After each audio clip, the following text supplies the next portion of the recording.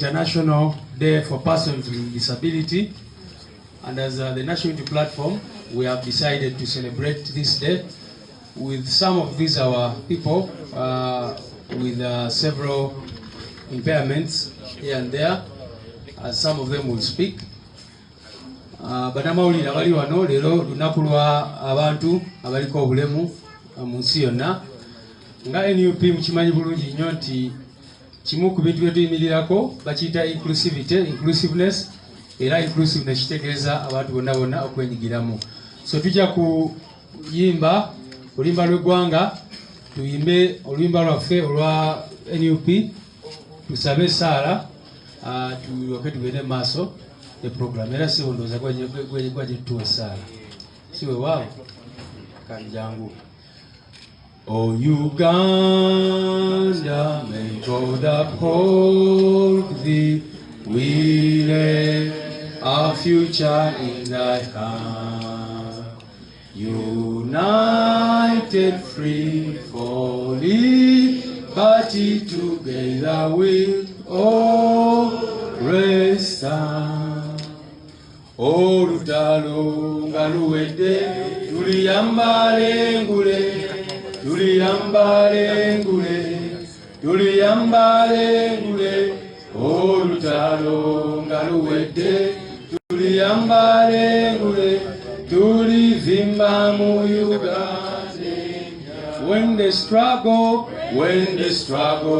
is over, we shall wear the victor's crown. We shall wear the victor's crown.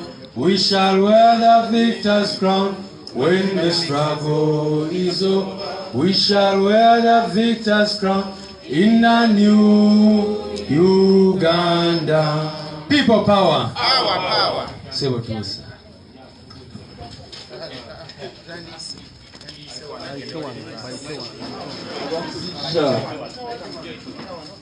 Tuli basanyufu nnyo nga tuli wano ewa pulezidenti waffe Mwami Kyagulanyi Ssentamu. Ssebo nkusaamu ekitiibwa ssebo. Amannya agange nze Umaru Katamba kubula bisatu abantera okumpulira nga tukubakuba amasimu basigere. Kakati essala ejja kuba ntonotono. Aubillahi mina shaitani rajim. Bismillahi rahmani rahim. إذا جاء نصر الله والفتح ورأيت الناس يدخلون في الدين إلهي وأفواجا فسبح اسم ربك واستغفره إنه كان توابا. صدق الله العظيم. سبحان الله. Amen. Obugalo. People power. Bana mwetu ile. You can have your seats. All right. Tetugenda kulwawo nnyo ku mukolo guno. We are here mainly to celebrate the International Day of Persons with Disability.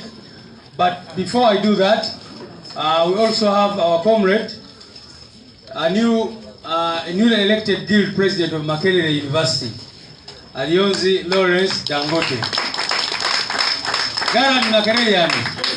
Garan Makererian. Yes. Allow me to allow you to allow us to teach you a song. Why don't you come and do it yourself and your team? Let's first receive these comrades and then we'll go back to the issue. Yes, our team from Makerere, please, you can come with the brother.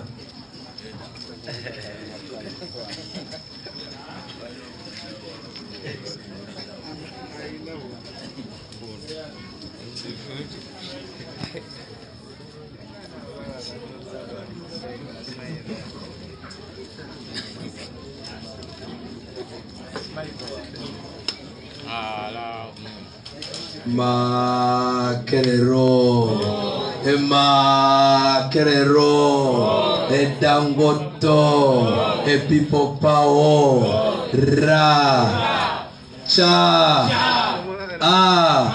Galanti Makererians. Yes. Galanti Makererians. Yes. Please allow me to allow you to allow us to teach you. So, Edangote. Thank you so much. The President of the Republic of Uganda, Secretary General of NUP, the Chairman Mobilization NUP, party leaders around, colleagues with disabilities who we celebrate today, and all those who belong to the struggle and have been endowed by the Almighty to liberate this country and gathered this afternoon. A very good afternoon. My name is Lawrence Alionsi, the one they commonly call Dangote, and I am the 88th Guild President of Makerere University. This afternoon is not my afternoon to speak. However, I will not forgive myself if I do not say this few. One, I wish to extend my heartfelt gratitude to National Unity Platform for the undeserved opportunity to wear their red crown and speak for NUP, and that was hard on Wednesday when the Makererians, not in few numbers but in 5,000 and a record number for that matter, turned out and not only voted for me but voted for what I believe in, which is what I stand for and represent the values of NUP, and that is all I try to do, and that is what gave us the support on Wednesday. And that gratitude goes through His Excellency for his ever-present nourishment and inspiration, from whom some of us draw inspiration even in the few intimidations and challenges that come. The party leaders, and appreciation to my team here with whom we worked very closely to ensure that it was a success for us as a team. The Red Beret or NUP is a generational gift to everybody that has something to say, but maybe doesn't have the platform to say it.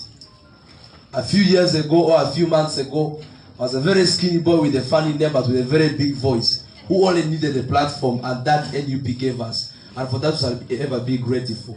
On the day when we celebrate our friends with disabilities, it is important that we acknowledge the inclusiveness of NUP. I don't think many parties do this. NUP might be the only one. And therefore, the challenge should be to all of us that the struggle to liberate this country does not focus on your size, your skin color, or your physical nature. All of us must realize that where we have reached, we have been pushed to a corner, and the only chance we have is to punch back, and punch back as hard as we can. Thank you so much to my friends with disabilities. I wish you a nice celebration, and from me, my team, to you is peace and love. Have a good afternoon. Thank you very much. People power. Our power. People power. May I invite the president to come and have a picture with you. This is a historic picture. No, just come to the front here. Yeah. People power. The president with a big P and the one with a small P. Yeah, and the team, please now join in. But mbakubire mu ngalo bakoze omulimu gwa manyi nnyo campaigns. He's part of the campaign team, chairman, and yeah, you can join them as well, and other party leaders who are here. I think they know. All right, congratulations, comrades, and we are super proud of you. Go and make Makerere shine, or we say Makerere, make Makerere great again. Great. So. Since today is the day for the International Day for Persons with Disability, I want to give opportunity to about 4 of them who will come and speak on behalf of the others. Kenda ko mukisa abantu baffe bana abaliko obulemu mujje mwogereko eri eggwanga. Bw'osoma manifesto yaffe eya NUP gye twali tutambula mu kalulu akaggwa, twayogera nnyo ku nsonga z'abantu abaliko obulemu, kubanga nga NUP tukkiririza nnyo mu accessibility, mu kuwa opportunities n'ebirala bwe bityo. Sooka mukuyite ssebo, bwe gwa omukisa yogerera eddakiika emu 2 tusobole okumaliriza mangu. Mwebale nnyo. Mwebale nnyo ssebo. People power. Our power. People power. Kyagulanyi oyi. Basebo ne bannyabo, musanyuse nnyo okubeera wano mu maaso gammwe. Naddala ssebo ekitiibwa Pulezidenti.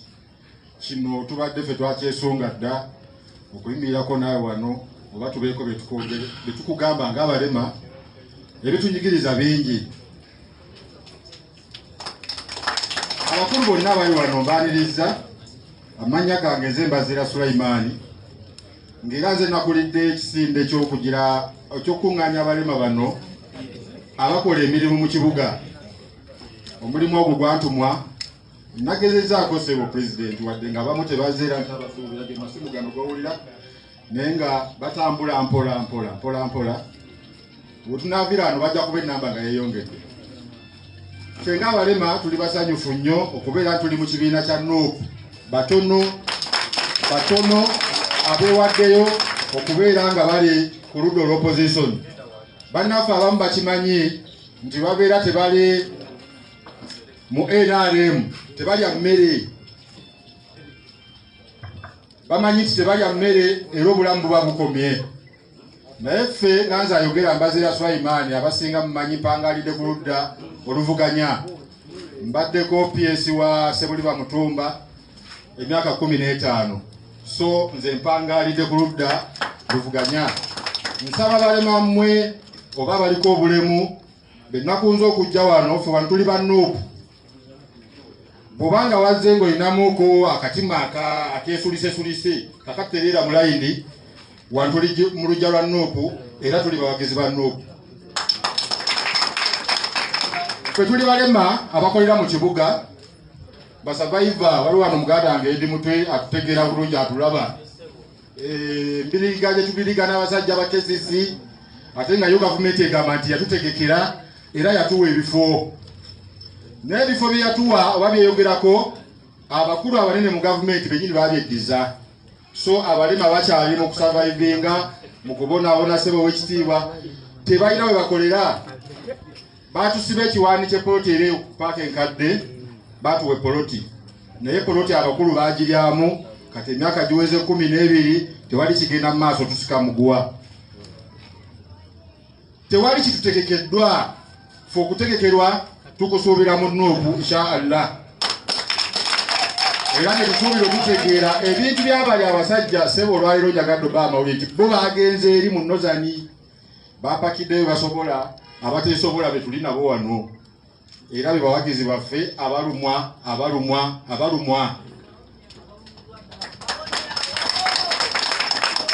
Mpozi bantumye pulezidenti nkugambeko inshallah bwe tuba tutuuse mu kwambala engule. Abalema baagala ebifo mwe bakolera ebitali bya biwaani nga bino bye babawa ekifo ku paaka empya nga bwe bagambe, naye abakulu bayagala okyezza. Abakulu be bakiryamu, be tugamba nga abatukiikirira mu bitendere gy'enjawulo be bakigaggawaddemu bafunye ssente ku bagagga bayitirivu. So abakulu bano boolaba wano be bababonaabona, be baba ababonaabona mu buli kimu, kubanga tewali kitegeke. Amasomero ssebo ekitiibwa pulezidenti tusasula mugamu, omuntu atali alina bulemu gy'asasula. Obutale tugenda mukamu, atalina bulemu gyakola ki? Byonna nga bemubiraba tusurvivinga ng'era abalala batalina bulemu bakola ki? Basurvivinga. Essuubi lyaffe lituli mu NUP, essuubi lyaffe lituli ku pulezidenti Kyagulanyi n'abakulembeze bo bonna. Ebigambo byange tebigenda kuba bingi ssebo, badde nsaba nkomaawo n'abalala bongereko. Naye omwogezi omu omwami yavudde Kasese bamuyita Boola Julius, yange oyogereko katono eri abantu. Boola Julius President, mumukubireko mu ngalo. Boola Julius, you can stay there. Onavudde Kasese era ngambe n'oluzungu asobola olwogera, so okumikisingamu in just 2 minutes. People power? Our power? People power. Amanya gange bambita Kiteme Julius Mugisha Boola. Mvude mu district ya Kasese mu gombolo y'Ekichwamba. Ekyalo bakiyita Nyakabale village. Sanyuse nnyo bannange era mbebaza nnyo okubanga mwawulidde omulanga gwaffe. Soka kwebaza nnyo baganda baffe ffe betuyita abeesobola abatalina obulemu.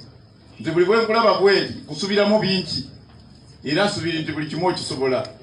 era mwebale nnyo mwebalire ddala kisinga okubeebaza okutegeera olulako lwaffe ne mujja ne twegattako naffe ne tubeera ku maka gano aga people power.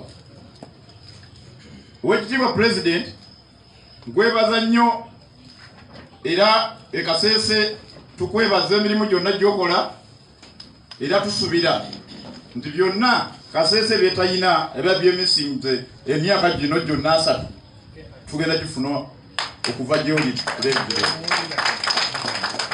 Bwe tudda ku sayidi yaffe ng'abalema Kasese tuli bubi nnyo. Bwe mukulu Mbaziira bwe nsobola okugambira oba gwe buli kalekaleko kubaga bwe ngamba gwe bakuwa ne bakuwa kiwani naye ffe Kasese ne kiwani tikiriyo ekitibwa President.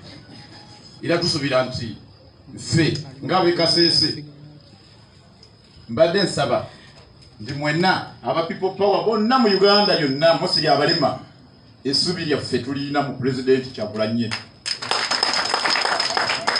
Era ffe President Kyagulanyi tumanyi ndi yatufuga era yatukulembera mu byonna kubanga mu Uganda mulimu ebintu bibiri abasajja bali bebeeyisimisa ffe twali tubasuubira okutukulembera naye bw'otuuka sayidi yaabwe bo bafuga kati naffe twagambye bwe kiba kyetagisa okufuga naffe katuleete Kyagulanyi kubanga ffe tusuubira Kyagulanyi okutukulembera naye mwe mwagaana kati ffe naffe katuleete akufuga.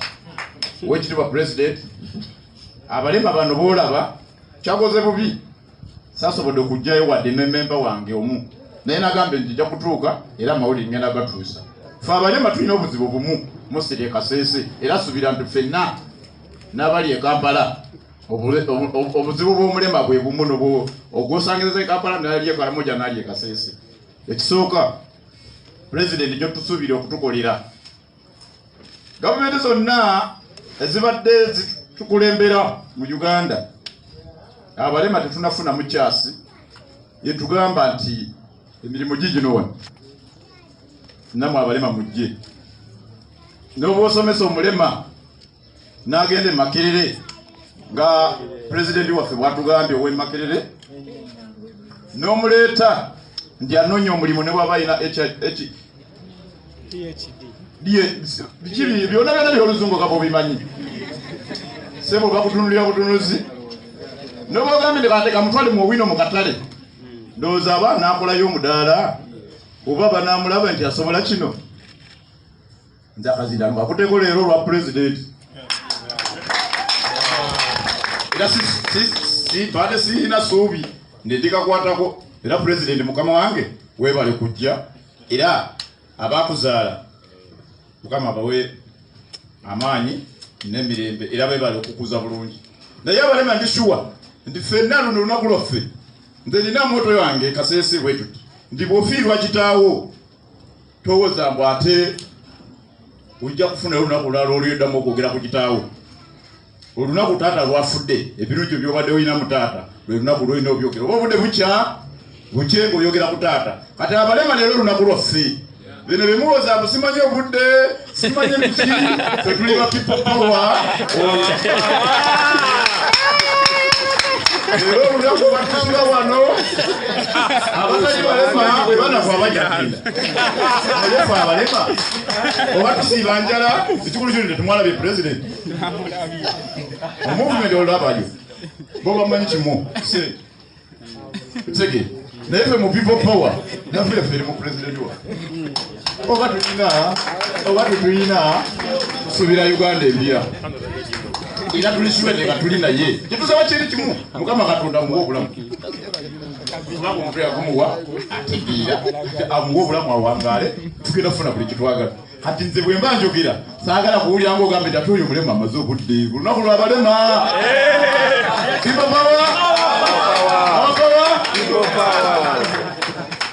kati kyesaba abalema ab'e Kampala n'ab'e Karamoja n'ab'e Kasese mwena omuvudde mu buli soda ya Uganda kiri kimu. Ekisooka twegyemu ekigambo okutya. Ekyokubiri twegyemu ekigambo sisobola. Ekyokusatu mutegeere nti essubi lyaffe liri mu President Bobi Wine.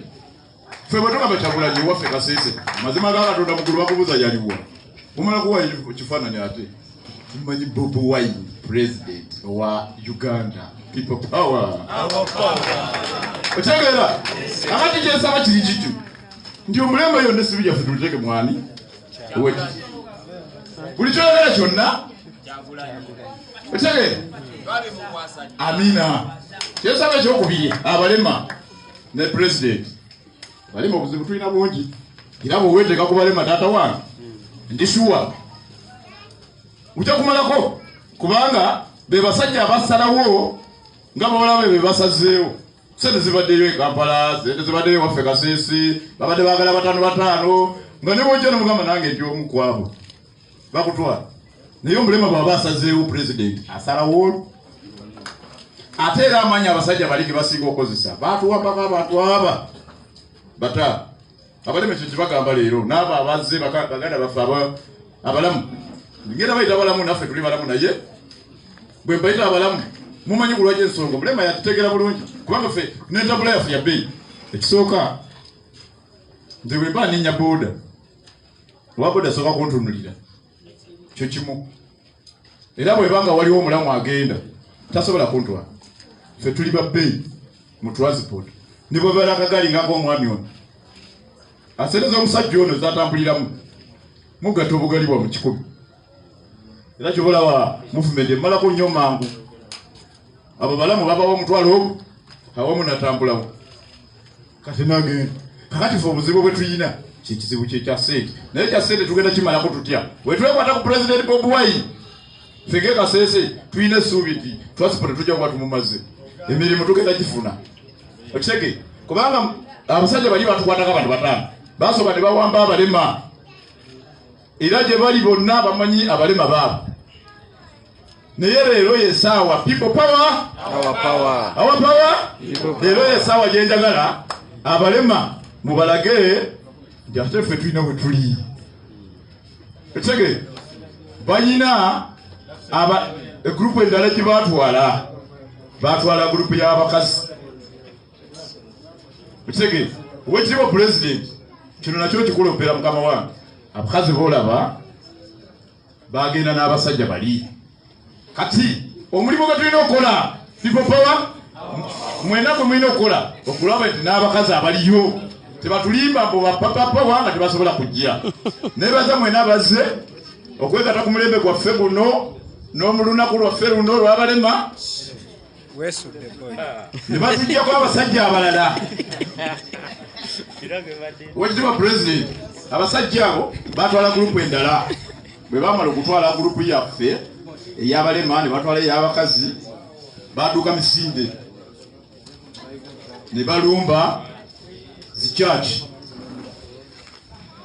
jukira buli wokwata church omukazi oba omuyina omulema omuyina okitegi kati abalema badde mbasaba ne wobeera mu church nga mukama wammwe oba seeka wammwe pasita wammwe father wammwe reverend wammwe ng'ayagala okulaga nti ekibiina kya movement gye kisobola njagala bw'oba oli wa people power okolanga bwoti y'emyoyo 5 n'obulira amazima gakawa naye ne bayibuli eŋŋamba nti bw'olitegera mazima olifuna eddembe okitege abakazi abo bagenda lwa kintu kimu kati kyaki buli bwoba ng'oli eyo omusumba wo mubulire ekituufu kati mbadde nsaba president abalema nga Kasese kibandumye ndiri ku kakiko ka LC1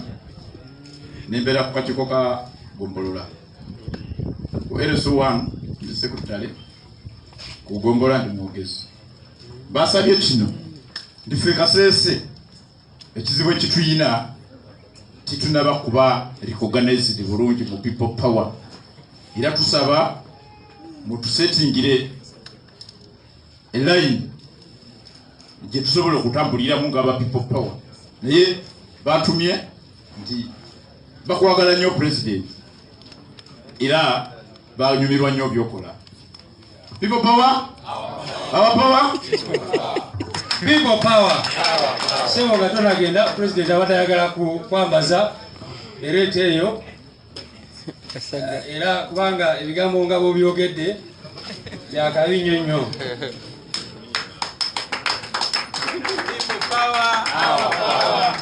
People power. People power. Our power. Bananga bamulaba bangi nnyo abali wano era bonna twagala bafune omukisa.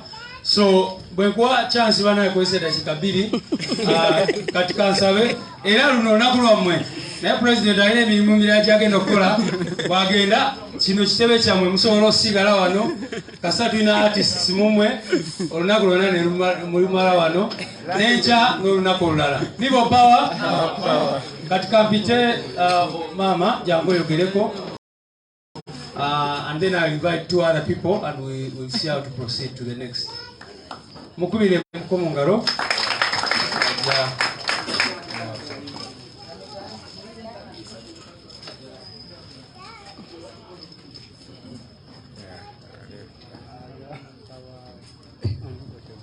People power. Our power. Our power. People power. Febaza presidency waffe Bobi Wine. Ensonga etuleese olwaliro tuze kukyakalanga abaliko obulemu ku lunaku lwaffe. Naye ebizibu ebituluma muzeeyi yensonga ffe abakyala abaliko obulemu mu malwaliro tuyisibwa bubi ate tutwalibwa kimu ng'abalamu ebatwalibwa so siga nti ono aliko obulemu kati muyise wano akole bw'ati. Yeyo ssebe ensonga esinga okutuluma n'emirimu tuyisibwa bubi. Tetulina busobozi bumala kugamba nti wano abalema mukole bwe muti ne tukola tunyigirizibwa. Mulimu aboolubatu abafunamu naye ffe abalala tetufunamu abalala. Akati yeyo ensonga yaffe. People power. Our power. People power.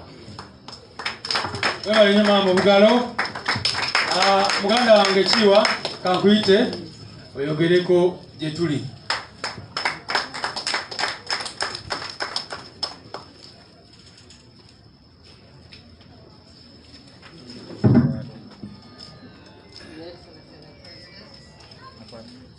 Excellency the President,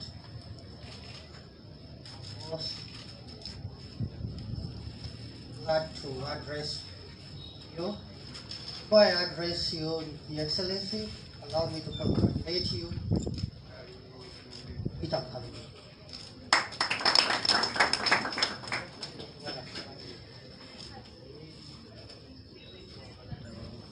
Microphone, Council. Chairman, our media personnel, my brothers in the disability fraternity, good afternoon. Day 3rd of December, as we try to reflect on the commitment that was put up by our founders in the disability to observe the disability fraternity and reflect on the challenges that our people go through.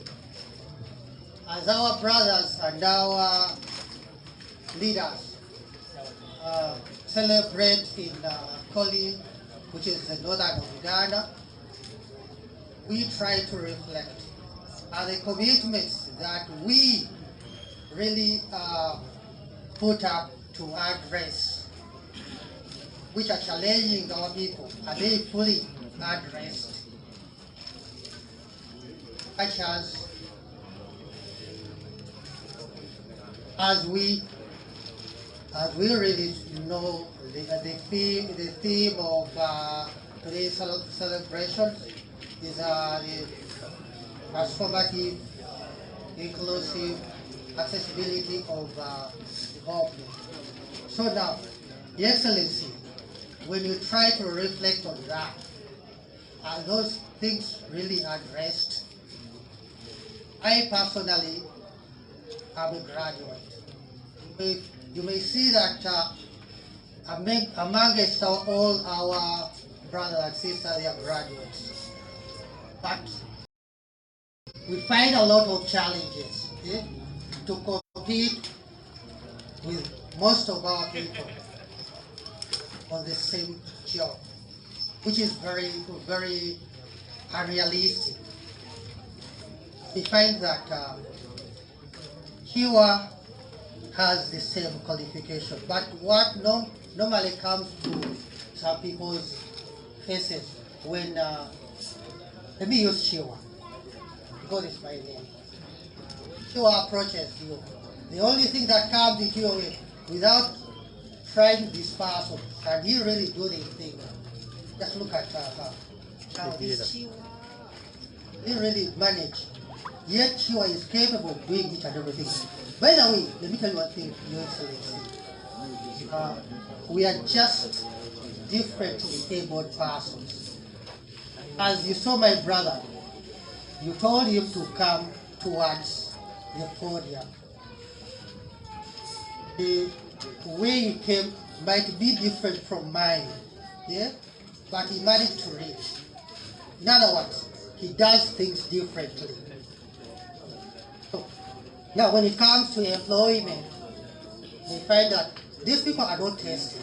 They are not tested, and they look at Chiwa as a burden to these people. And that's why we are trying so hard that the government, let it be a mandate that in each and every institution or any office, let a person with disability be. Because if he's there, he would be proved that he can do. Let me tell you one thing. I work with cases here, and I joined cases here with now the Honorable Balimwezo. But after appointing me as his office attendant, normally when we are appointed by, normally, as we know, politics normally comes with their people. So we are recommended to cases here. So one of the head was like, now, this guy is speaking. I've given you this job. Can you really manage? The mere fact that I went with the PA to the mayor by that time was like, and he's the one who came driving me.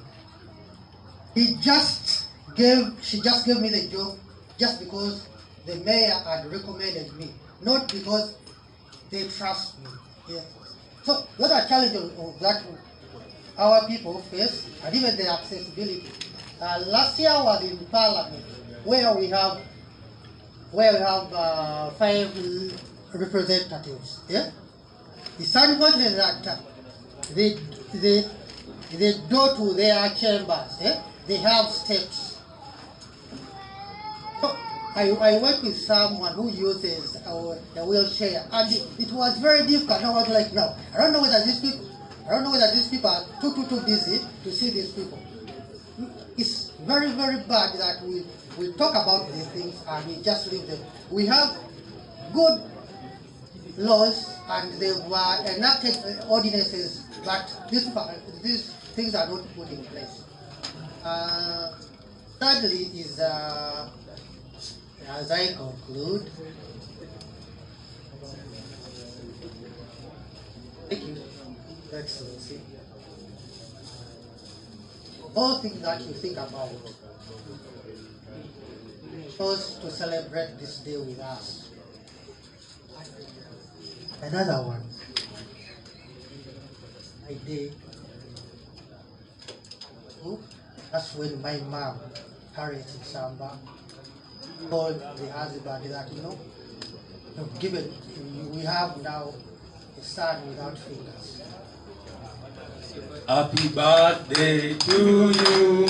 Happy birthday to you. Mukulu oyo Chiwa ategeezezza nti olunaku luno lwennyini maama we lwe yagamba taata we nti tuzadde omwana atalina ngalo.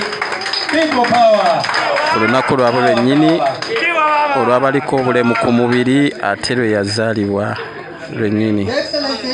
It's not in order to say bye-bye and hand back. But Your Excellency, we have a very big challenge amongst us. We people living with disabilities, and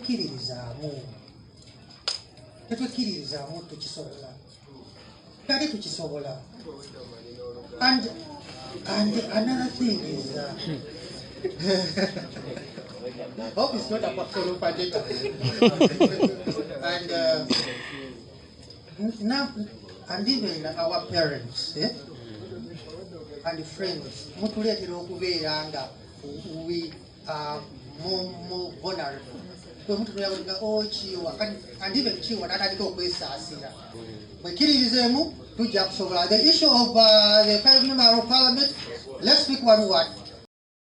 Let's be united. We can find a solution for that. Let's speak one word. Let's speak one voice. We shall find a solution for that. People power. Our power. People power. Can you please? Everywhere. People power.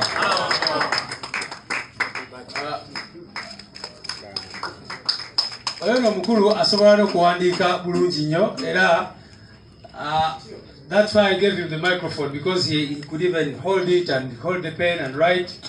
So disability is not inability. Mama, kankusawo gyo tubuuzeko for 1 minute, then ngenda kuyitayo ndoza wa sports, and then we'll just hear we'll have some entertainment, and then the president will address us.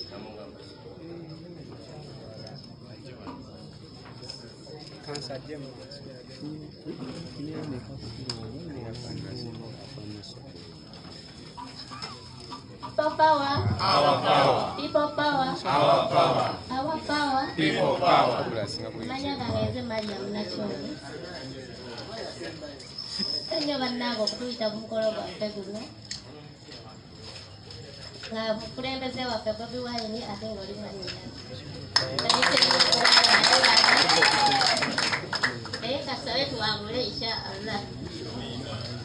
People power.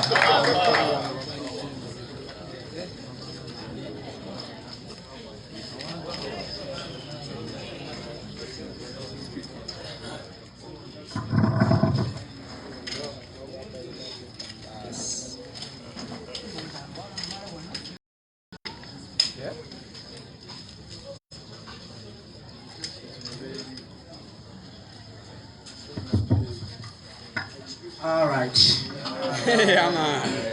Amanya Mugabe brand. You watching this song? People power. Our power. Our power. People power. Come on. Wagala nnyo. Wamune baganda bange aba sports. Amanya Mugabe brand era nga nzanya sports. Nzanya wheelchair basketball. Simanyi babo abasinga mu Uganda mumanyi. Wambali mulabyeko. Avuga obugaali bw'empaka. Nzanya wheelchair volleyball, nzanya badminton. Naye mukama waffe olw'okuba nti obusobozi n'okutuyisaamu amaaso ngaffe abantu abaliko obulemu. N'olunaku lwange nina okwogera buli ekindi ku mutima, kuba abantu abamu agenda n'akutunulira n'alaba nga like oba oli useless maybe mu maaso ge. Naye oluvannyuma lw'okufuna nti twafuna mukama waffe President Kyagulanyi omulonde, kuleka Buganda mwanyinazi ng'agamba mukasuubire tujja kuwangulula. Gwagamba nti twawangula dde. So nsaba mukama wange fe abantu abaliko obulemu naddala ngaffe abazanya sports, waliwo omuntu omu ku bannaffe kuba mbeera awo Mulago era nina ekibiina bakiyita Mulago 2 Disability Empowerment. Abantu abo bali 24 era abantu abo bonna baffe temuliimu onasonyiwa okozesa ekigambo kino, temuliimu nkukiwa temuliimu nkukiwa onabeesiga. So nze nsaba baganda bange ne banyinaza abali eyo, okuzanya sports tekitegeeza nti oba okomye. Sports ekisookera ddala ekirungi ekiri mu sports nti kiyambako ku bulamu bwo okubeera fit. Nze mumwe abamu bagamba batya akuba jimu, si kuba jimu, jimu yange. Era oba oyagala okufuna obulabe bwonna ng'oyagala okumanya omwana wa PP kyategeeza, kwata ku mukono kitegeera otegeere bulungi nnyo ki ekinkozesa okubeera nga omukono gubeera weeguti, si kuba kiwuma. So sports yanyambye nnyo mu bulamu bwange. Nze nsobola omala omwaka nga sebadde sirwala kuno busenyiga tebunkuba kigwo. Ekyokulala baganda bange mu abali eyo mbasaba twettanira nnyo sports. Ekisooka ddala twafuna omukulembeze waali oba bala temumulaba ndowooza fine, muyinza okuba nga temumulaba kuba si buli kyabulijjo nti olina okumulaba buli kaseera. Osobola omukola ekitabo nawa netufiirwa kitegeera ekintu ekyo. So yita mu mitendera newankubadde abo babeereeyo bagamba Mugabe okulaba pulezidenti okola otya, nimbagamba nze nange okola appointment tomala gaveyi n'omulaba bulabe awuno omulabe kati leero lunaku lwo yogera mubulire buli kimu kyobadde oyagala oli eyo osirize busirisi ate nga bulijjo badde ogamba Mugabe ndabye ntya pulezidenti uyo waali talina sikiriti awo waali yogera mukyoyagala. Olunaku lwaffe tusabe emmere tumulabe temulina okumanya olwaleero mulinga bali abalaba Yesu kati tulabe Yesu kati amusobola kubeeramu ate kulya njala ennuma nedda. So malizanga nga baganda bange abali mwenna abalina obulemu ku mubiri bino basina kyogera mwe abatambula obulungi nekyala pulezidenti nkuloopera baganda baffe bano abatambula obulungi batuyisaamu amaaso batya nti ogenda n'omugamba ekintu kasi omugambe katugeze ogamba nti waliyo kalimu eyo ngira nkolakolayo waffe abasinga tukolera ku street twali tutunda ebintu ku street nga tebannaba kutugobaganya abasinga ne batusibanako kwegamba bibeeramu biri ebya politics jasi katono nnyo wagamba nti omukubye naye nga kali oba wekiri wojjukira olunaku lwe mwajja mu kibuga omwo nga webatwala omukulembeze waffe ku CPS olunaku wayita ku praise bana nali simanyi nakumanya wampita kwanu woti kati nebagamba nti nali nabo ne bagamba omuyita otya oye pulezidenti wange ate nagenda okwekyekanya nga wenayogerera waliwo emitego mingi so neginjoola naye nga tesimatuka ng'omugezi wabeera. Lwaki nkulopera ensonga eno nti bano baganda baffe abamu agenda nakubuuza naye onaasobola gwe onaasobola kyemulina okumanya tetuli balema kyekigambo mulekerawo kikozesa baami tetuli balema abamu beebuuza kati muli biki tuli bantu abaliko obulemu nga batangaza omuntu omulema yoyo omuntu katugeze enkuba eri ezze ntudde wano singa pulezidenti ajja kunsitulawo oba mukama wange Enyanzi oba muganda wange Edimutwe n'abalala so singa tajja kunsitulawo oba katugeze omusana guli wano musobola okunjukya paka wiiki namba oba enkuba ezze n'enkuba paka era tisobola kusitula kintu kwebisa tisobola kukakagani baba bavuga bwezi yoyo omuntu omulema atalina kyeyasobola kwekulira ye muntu ki omulema sekati ife abalinamu ku maanyi era abamanyi kyetwagala era abagenda ne musimba mu lane n'okwata peni woti notiikinga woti kitegeeza oba oliko bulemu omuntu eyajja mu kifo nze nvudde kawempe wali akuteko kumwe omuli wano nakute natutunaku netula mu gaali yange nenkuwako guli mulimu omuka ye mulimu eguli amaanyi mwegali ye kati nengamba kati njolekera kitebe kikulu era muganda wange sula kwebaza nnyo so mulekera ogamba mbu abalema So mbagala nnyo, mbagala ddala. People power. Our power. People power. Webale nnyo muganda waffe olw'ebigambo ebyo. Muze mukiraba nti NUP doza ffeffeka ababeera ku buli mukolo nga tulinawo omuntu atranslatingira bannaffe abatasobola kuwulira bulungi nnyo abalina hearing impairments. Ekyo tukikola deliberately kubanga tukkiriza nti buli omu asaana kufuna information. So let me use this opportunity to invite Edgar Bwire to come. Edgar Bwire nga alina abawagizi bangi. People power.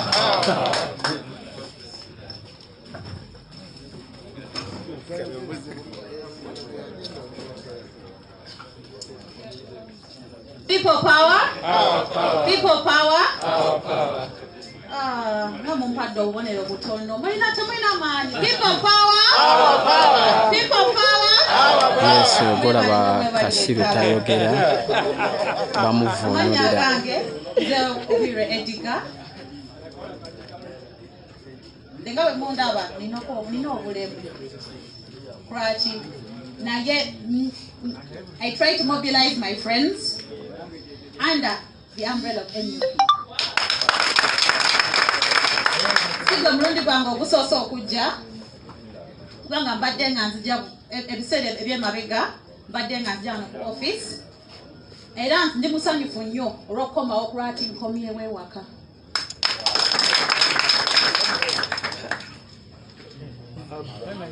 Tulina ekibonero ekirungi ekya umbrella kitegeeza ki?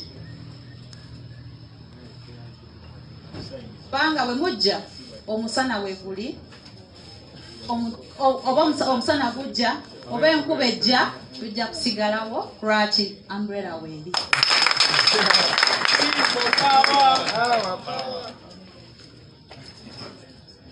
Okwasooka okujja banyaniriza, ani yanyaniriza? President wange ne Secretary General yaliwo, twatuula twayogera ebintu bingi nnyo okusingira disabled people we tuyimiridde in the community. Oluvannyuma yatuwa interpreter waffe Terina. Sireka yaliwo twalinawo n'omulala gwe bayita Julie naye lwakubanga waliwo obutakkaanya obwajjawo politics wano ne wali abductions ezaaliwo poisoning zonna ze twawulira, interpreter waffe Julie yatya nnyo n'asiikinga asylum n'agenda. But right now she's living out of Uganda, she's not with us. Right now I want to welcome our brothers and sisters from the disability fraternity who are with us today. Why? Because today is our day, International Day for the people with disabilities, and we are celebrating them. Internationally, we are celebrating them in Kole district because we have national celebrations there in Kole district. Also, we have district celebrations in these different districts which are there in Uganda. And finally, we have our own here at our head office. Thank you very much, our President, for having welcomed us here to celebrate. And guno gwe mulundi ogusoose okufuna celebrations bweziti wano ku kitebe. Naye n'ekira tulina okujjukira abantu abaliko obulemu. Tulina okukozesa omukisa gutuweeredde olwaleero n'emikisa ezinajjayo mu maaso okukola ki? Okwerwanako, to advocate for ourselves. Lwaki? We are advocating what is for us, not what is for them. First and foremost, people with disabilities are very many, and however they are having very many challenges here and there.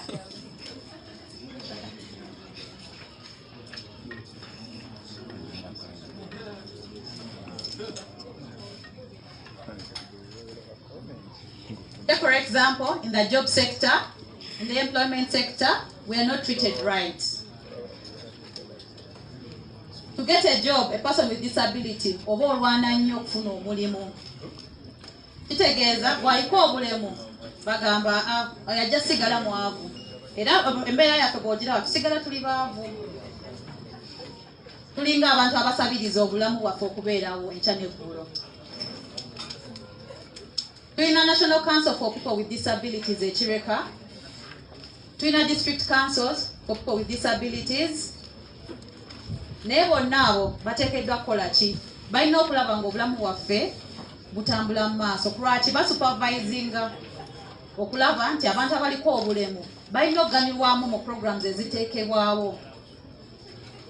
NCDO kennyini etuwa budget funding bagiwa ssente ntono okulaba ng'emirimu gyayo gigenda mu maaso. Ba staff members batono bonga bo. Kubanga nze ndikwogera nga nina experience eriwo. Kubanga nze naliko board member ku National Council for People with Disabilities. District Council aliko abantu abaliko obulemu balinga abaliko bateekebwawo ng'ebifaananyi. Katitegeza tusigala tubasabiriza enkya n'eggulo. Lwaki tugamba maybe wanaayita wajja kumpaayo akeetaano oba omutwalo. Kati ffe abantu abaliko obulemu ebiseera ebisinga kiba kituwa obuzibu okompitinga ne bano abantu abataliiko obulemu okufuna emirimu, okufuna public services, okugezaako ogenda mu ddwaliro. Please mutuyambe, mutuwe affirmative action points tulabe nga obulamu bwaffe butambula mu maaso. Twagamba nze nga kiggala n'ogamba ngende competinga ne Louis ne Secretary General waffe. Lwaki alina amatu nga nze, alina access to information, kyasobola nze kukola ki? Kuwulira. Ye alina buli kimu nange nina buli kimu, naye ki ekitwawulako? Kubanga zisobola kuwulira. N'ekirala olaba engeri politics bwetambula kati mu Uganda. Ebiseera singa bagamba ono aliko obulemu kajje wano mu maaso tugenda mukozesa. Lwaki ye ayagala ganyulwamu, naye ono yo onaki ono gwakozesa tagenda kufunamu, ayagala kukozesa ye. Tulina parliament yo nsufu gyeri, ogenda n'olaba ebizimbe byo bisufu, bw'olaba entebe olinga atuuse mu ggulu. Esi bayina tebokye bamusana. Kwegamba olaba bonna okola embalira balinga ba MPs 5. Balina over 800 ministers be baliyo. Abantu batuula bakiika. Agamba kale katuyiseewo etteeka. Naye oluvannyuma bagiteekawo mu kabada. Amateeka gye gali naye tegakola, gali mu kabada gafudde. Ati n'olwekyo ffe abantu abaliko obulemu tetuganyiddwamu mwemu ago amateeka agaliyo agajja tuyamba. N'olwekyo twagala kweyanza nnyo President waffe His Excellency Bobi Wine. Lwaki agezzaawo tuteerawo platforms ne tubeerawo. Byonna plans zaateekawo ffe tatwerabira tubaawo. Tujjukira bwe yali akola manifesto ye ng'agenda gitongoza, twaliyo. Naliyo, Edgar yaliyo. Lwaki twatuula ne tugamba nedda ffe tulina ekirowoozo kino nekiri n'akiteekamu. We are part of it. Lwaki bwe twalaba manifesto ye eri inclusive, ffenna abantu abaliko obulemu ne bano abantu abalala mwebali ne tugamba aya basi.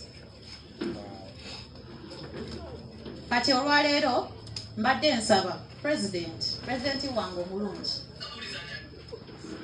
etagayo maybe ka office akatono wano. Lwaki bwe kaseera bw'ojja nenkugamba President njagala kino enkya nenzijja ne luli. Lwaki twagala tuula wano at least representative abeerawo. Lwaki decision making zonna ezinaabeerawo naffe mwetuli. N'ekirala kyembadde nsaba President wange omulungi tuyambire nnyo ddala terewo ka disability unity abakuwagira ffe nga ffe. Lwaki eyo strategy ejja tuyamba from head office neri wansi gye tukolera. tujafuna support yaabwe tujja tuyamba nnyo mobilizinga abantu abaliko obulemu abali eyo mu bitundu byaffe. Nsonyiwa Secretary General kubanga mpadde eddakiika ntono nnyo. Lwaki kubanga twadde leero singa nawo mpadde akamayiki nandibadde njogera mpaka budde kuziba naye kankomaawo neyanza. Yes, abo be bamu ku bannaffe abaliko obulemu naddala mu kwogera naye ayogedde nga bwe bamuvoonerera. Tuli ku lunaku lw'abaliko obulemu mu ggwanga oba mu nsi yonna olunaku lwaleero. Abo bonna boolaba teboogera baliko obulemu naddala ku nsonga z'okwogera. Tuli Kamwokya ku lunaku lwabwe ate olunaku olwaleero okulajjaguza. Introduce yourself so the president and all those watching us get to know you. All right. Nice abaze nono naye ate kirabika kale that's enough.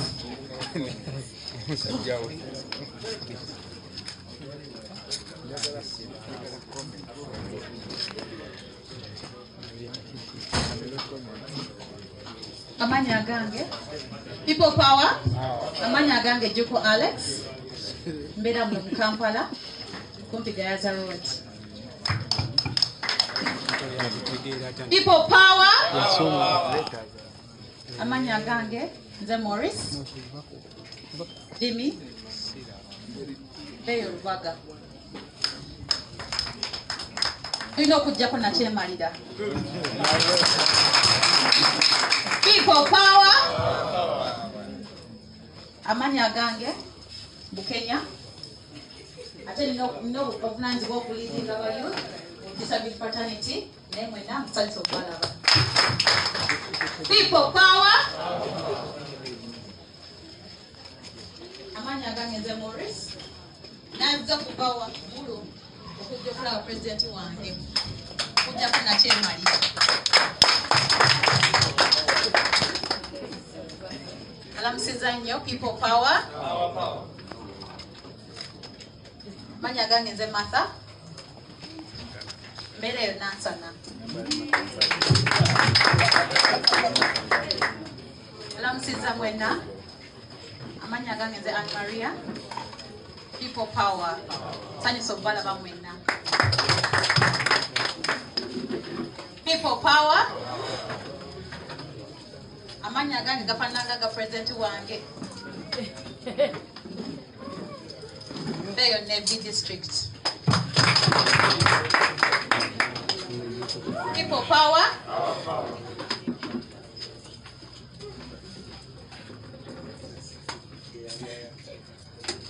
amanya gange nze Mina Beyo nansana situmuliwa. People power amanya gange nze Ikiriza Peace Bereyo Kawempe banzaale eyo Lukunjiri district. Lwaki banyagala kulaba omuntu omu ani era bangambye okujja people power lwaki Bobby gyali nze wange gyali agamba waliko kitulu enzijja eyanzizza. People power amanya gange nze Collins Beyo Barara naye mbeere no Kampala era mbadde nyakujjako ku office wano nabe kibeerawo eyanzizza. People power amanya gange nze Elizabeth Kawona zaalweyo Busoga era nza representing abakyala ne bamaama ku kabineti yaffe. People power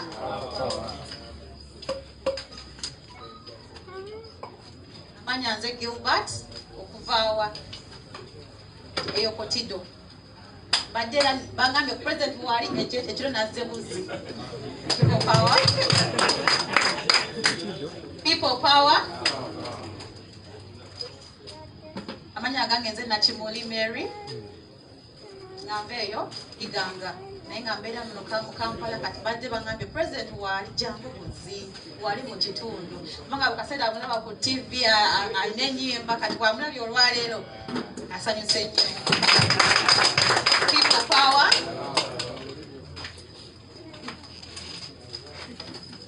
Amanya nze Abe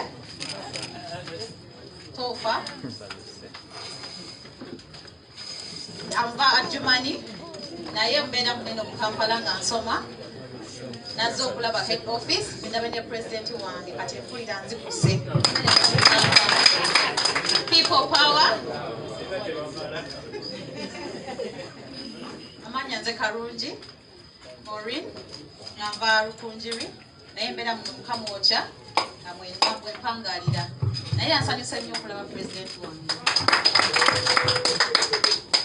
Ekyentana ekirungi mwenna. Good afternoon everybody. Nsanyusa nnyo okulaba ba disability fraternity nga bali wano olwaleero ne muganda wange Bobi Wine kukyanga nali nga nkula nga ndaba Bobi Wine era nga ndabirira era nga yaŋŋamba leeta mikwano gyo baleete njja bafunira akafo era webale nnyo ku by'okoze era tusuubira 2026 akalulu kaffe era ne kati okyali president mbeera muno Kamwokya era buli kaseera sinkanya nnyo secretary wange era n'emikwano abasinga bammanyi wanene mu Kamwokya nga bakimanyi nze ndi die hard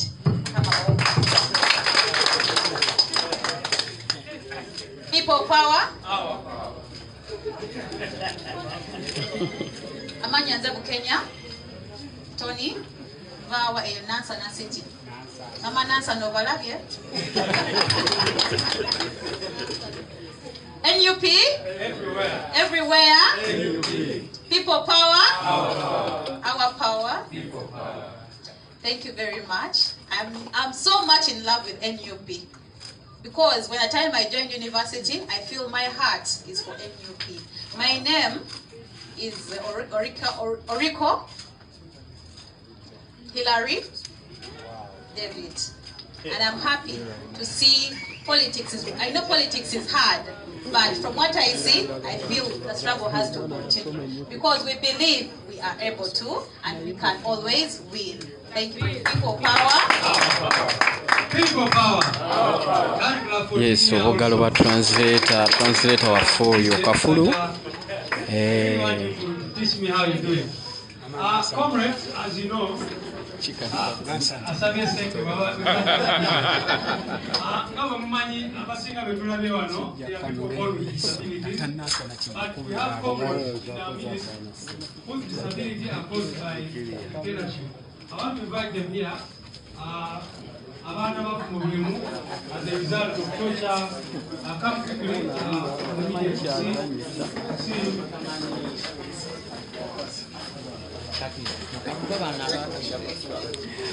yes, abatuwuliriza tuli ku kitebe e Kamwokya okulaba nga tukuza olunaku oba twetaba mu kukuza olunaku lw'abo abaliko obulemu mu nsi yonna olunaku olwaleero. Batalina obulemu mu nsonga z'okwogera bye babaddeko emabegaawo mubawulidde bulungi nnyo gye boogera waane gye bava. Essaawa zino tulina abazaalibwa nga tebalina bulemu naye ng'essaawa zino pozi kantu katono nnyo esigika ngenda okuyisaawo ku bantu abaliko obulemu. Gavumenti ya Museveni kubanga nina gye natuulako eyo mu ofi eyo we baatukuŋŋaanya. Gavumenti ya Museveni ekozesa abantu abaliko obulemu nebakozesa nga bo balina kubeeraawo wansi nga tebalina kwegamba bali awo ne babawanga obusente babeere kwegamba nga tebalina mulamwa mutuufu. Naye nze mbagamba baganda bange mwena mwena abaliko obulemu tusobola okwekuŋŋaanya tuta ku streeti netujjako gavumenti kubanga Museveni ye basobola okututa tusobola okujjako Museveni wane batukozesa. People power. Our power. Amanya gange nze Nkwaya Hussein Senyi wa Bobi. Sanyusa nnyo baganda bange abaliko obulemu tuli strong tuli kimu bannange tugezezeemu tutukubamu maanyi. Katuna accident eno ku patrol ya polisi eyantomera Get manifesto, President Yayimba. People power. People power. Power, power. Amaye dobozi mande wachi akulani zebantomera wakati nyina terera naye ngobuzi bwali bagagira fomu za president zinalinina nebaza SG nebaza president wamu ne babembaza abantu yambaka kasera kali kazibu kali ka covid nga tufudde mu kalunga bagagira fomu naye president yanyambako SG nanyambako musawa adijala wamu ne timu bebaza people power teli kuzikiza paka ntebe muki. All right, yes. People power, our power. Amanya Sefija Brian, nze bankuba omukebe gwa tia gas. Engalo zino bazijjako lwa struggle. Era sobola kyejjusa olw'ensonga nkyali mulamu, amaanyi gakyali mu kusobola ensonga mbe. Mwebale nnyo mwebale. Uganda.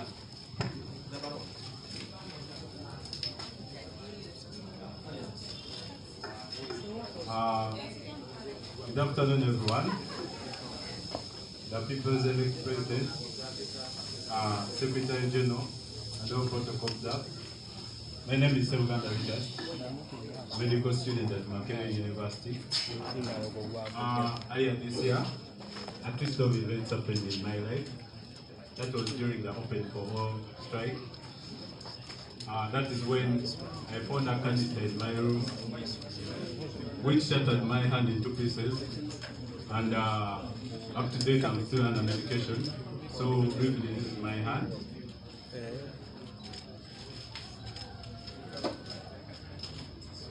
Like I've already said, I've lived in denial, so I keep on putting this. I don't have a lot to say.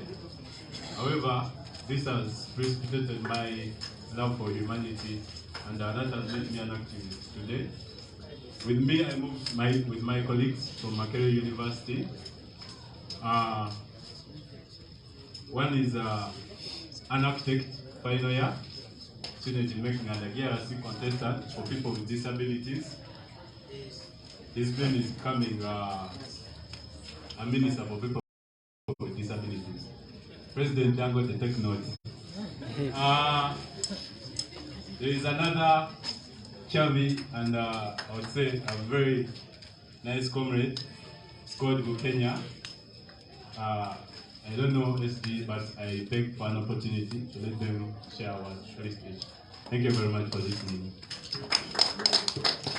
People power, NUP everywhere. Yeah, my name is Kamwokya, a second year student in Kamwokya University, pursuing a bachelor's degree in social work. I'm too happy to be here. Actually, that's why I cannot speak too much. It is our day. We shall speak with action.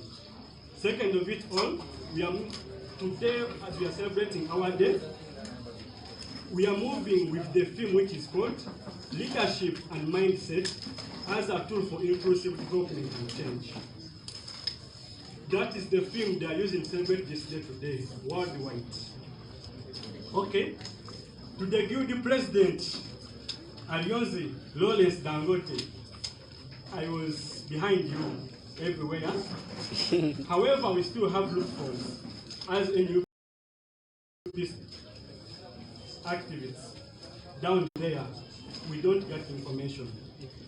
We are privileged you won the elections, and we pray and we plead you take our prize into actions. As though you spoke, these are going to be the 90 days of actions, not words. I will not speak too much. Thank you, and I wish you a safe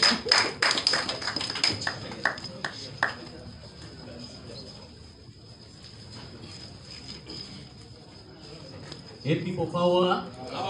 Hey people power. Yes, Amanya Kenya Robert. Nkola architecture final year. Naye nga okusingira ddala mpulira essanyu mu mutima nti kubanga ebiseera ebisinga ogenda okwesanga nti in order to influence you have to first position yourself the right way. Nti ojja kwesanga nti essanyu lyempulira munda lijja lwakuba nti mu kusookera ddala eri waggulu tulina pulezidenti waffe Kyagulanyi wabula ate hierarchy eyo leve eddako awo ne tuba ne Mwami Dangote then olaba nti abalala bonna bonna abaddako awo ffenna ffenna tuba tuli kyekimu nga ffenna ffenna tuli people power ojja kwesanga nti we can easily influence because struggle yaffe egenda bba eri systematic ng'etambulira mu mitendera terina weebulira so kikyengezaako okutegeeza nti ffenna ffenna abantu ffenna ffenna tuba tugezaako okufuna position we tubeera oba okuinfluencinga okutuukiriza kintu kyaffe nga people power tulina okutakinga leadership so that we take positions in a way that we can influence than okugamba nti no we are disabled, we can't do anything, let's hide, let's wait for someone to rescue us. No, fefe nyini we are the power ekyo kiri clear wali era mu ngeri yo fefe nyini tufe tulina okutekinga position okulabira ddala nti tutekinga all those chances fefe nyini nga kiva wange kiddawo oli mpaka otukikusa neyanza nnyo omukisa guno era neyanza okuba nti ndi wano. Thank you very much. Kapite muganda waffe. Hangwite. Agwite sebo. Bade mbuza okumakinga sure nti ebyuma bise. Tuso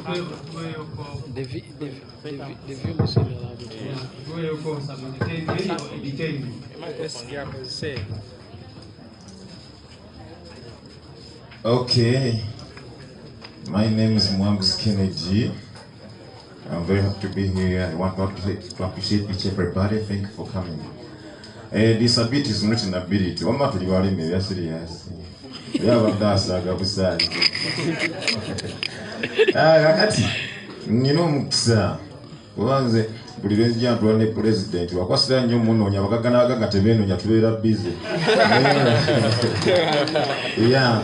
Amanyi bili abiri kazina rukangize ba campaign njukunju nakakati nchapi kanze sizikizanga muganda wange muna ne social media nakayimba kapya ngenda kale ita targetinga bili abiri mwe mukaga nze nasoko muteka mu sente nyingi basi namugamba nti mpayo neera mpayo baba ngenda kumpayo ngenda kungulayo fridge yakadde kamu n'ekitundu ozirinawo akati ulasijja kusaba kada tenze njo okuyamba abalina okizengedde ekintu ekyo akayimba akapya singenda kabugera mukapera katono nnyo kulira lyolindako mukulika akalubana nga akabasumbuwa omwali kimoko n'emmundu nze omanye emmotoka eyawayini kwe nasisira fulufiga kwe yansanga n'omulenzi we bajjo yalinnya n'ensegeza bwe tetwamanya olwolwe ne munankani we banye wayini naye mukwetala okungi twabaneguka nti bano si bantu b'emagere b'ennakaseke kyenava mbiteedi mutwe tegiragiro sibetaapu ereeta wayini bano si bantu b'emagere bano bakasiba nanywa abantu bazibu fulufiga woyekyankuula nebajjo nazira engule yaffe era baatuleka era nkube wakati muyaga omungi ogwatuzuganya abantu mwaliwo bambi temwatwabulira mpozi ashipaka kato ye yawuguka asaye bamuwendawo teyasiibula basajja mibololwajja nagibukira mulimu mwoyo neŋŋamba leero kakubye tufunye kawandula nyonda agenda kwatula kazi naye atetekanya nnaku ye naye era yajja n'oluseka atandika okunywa kabaya mwoyo gwa gwanga kwe kusituka lojjajja tokyali mwana ffe otulabikya wakayinda ku oyagala kunywa wayini nafa bakasibye ebbanga tetunaba kunywa ogira okyakyana nja kukulya ebirayiti basajja mivolo olwanyiga yayimuka n'abalangira enjaga ennyingi bwe basumbuwa mbu ye nagagga ayina esaati bisatu engattaso ya mukaaga esudi 10 niigiina n'esapatu teyabalamu bibulawo yeeyita nagagga oba nakino nkibagambe Kyagulanyi mu baana wa Kabaka bwe yazukuka yalaga bizimbe byayinawo mpozi nattaka nga mivula alaga saati akati akemba kaita tuliyambala kawe kaba kagwa kola nsegamba mwe munzire muti tuliyambala mukama gwesebo nyinisi tuliyambala omubanda bali munju tuliyambala zaake wali bakafodde alani wali bakomyewo segirinya musabira nnyo Kennedy bwe nibasifodde tuliyambala drone bwe nibatentutte ekitaliya Kayimba sinda kalikoti tugenda kakola nze sigenda kuwanika omukulu Bobi Wine simwagala nnyo ng'ayimba mwagala nnyo ng'alizoninga ayogera ebigambo ebisinga ebyabalala omanyi nakikwasa busungu era lyansanga nnyimbo yo kisanja ng'agoyimbira baavu nengalaba nnono omuyaye enyiga abagizi bapipa bani papa miliyoni nnya nengenda nekola vidiyo yakayimba kaite subi ya Uganda kwe kali ku YouTube mukalaba naye nga muzeeyi ekya friji yange kirowooze siyimiridde yemu kitundu saagala kuba muwagizi wate nga ndi mwavu kuba nyina ebyokukola bingi ennyimba zizo tukyapika ate mubeera bankwe abalala bafuuka omukulembeze waffe bamufuula nga ambulensi bwe mutwala mu ddwaliro taddamu nakubuuza oba yatuuka oba tiyakola ki batuuka balya tebakyafaayo batuyita eno bbali bafuuka benaalemu abayaaye nze neredde ku nsonga Amina sebo gira tugire essubi lya Uganda bakayita essubi lya Uganda bwe kali ku YouTube saundi nga terikiriya akayimba ka Bobi wadde nga byatubba biboba wamunkubirenga abalungi mwebali mwagala kyana bange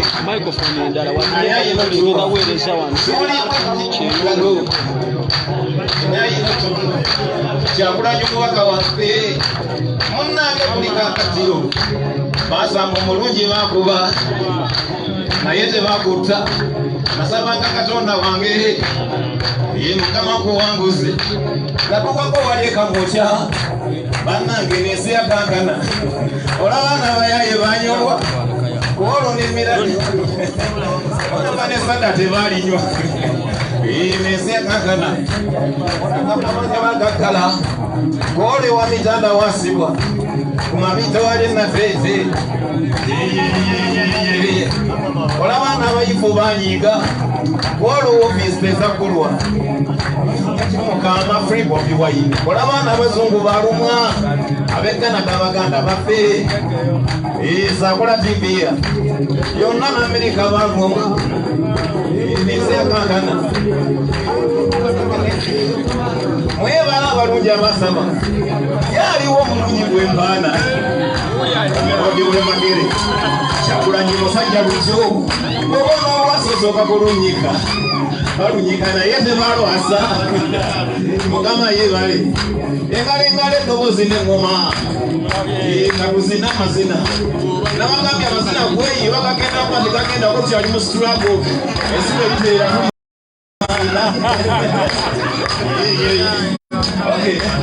olanga kyomulungi zaake ate ayina taavu mitiyama okubamiranga abantu bwe batuma bamireyo naye okugaba kati abantu bwe batuma kambuuze ligife maama lwaki emiko gyaffe myawufu mutukubanga bakuba ensalo abammwe temubagoonako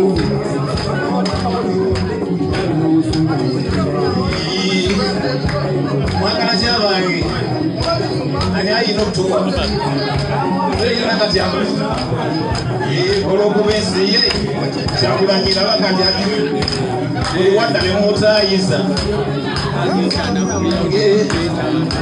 Mukama abawanguzi yasiiri kumula taata kawuma amasasi gamulya ojjange kirumira wange ye mukwano yebaka abesi bamulya sekono omubaka waffe waza webale asumani omusoga wekaza abebugiri mwasaba tuweereremu ye moto yaffe ngoma zibuna anti omubanda ateredde ndajaira mukama wange Mukama nyiri buyinza eno Uganda yaffe naye nsobedde abatema batutta taata bayine mundu musajja wo sirina mundu kyobanga sale senga nabazawa badda naye tebaddawo dijje y'engoma anti omubanda ateredde byebyo People power. Our power. Our power. People power. Obugalo n'endule z'amaanyi. Mkulurusi Mongolia. Chakabinyo. Mazima. Thank you. Yes, David. Yes, disability. Take up disability. So DJ David, become disability.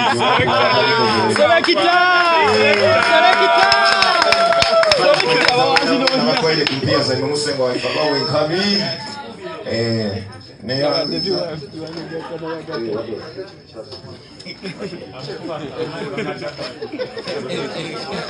kali tabulaho akaiba kaitata muzati neyanza mkwano kama bomkisa. God bless each and Yes, tuli Kamwokya lunaku lwabaliko obulemu ku mubiri. Omwami yayimba muzibe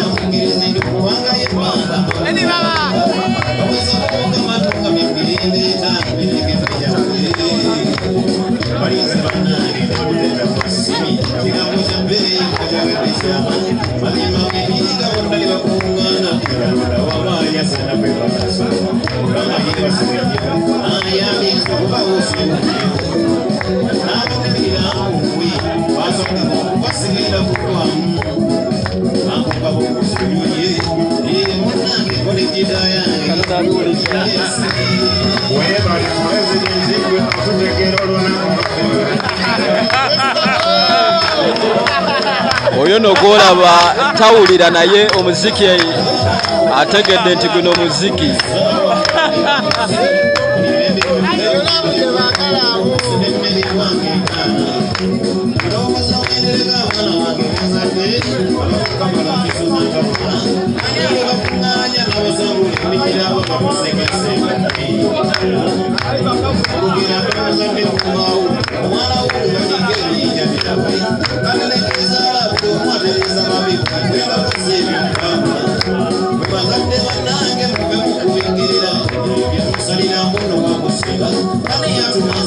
Sounds like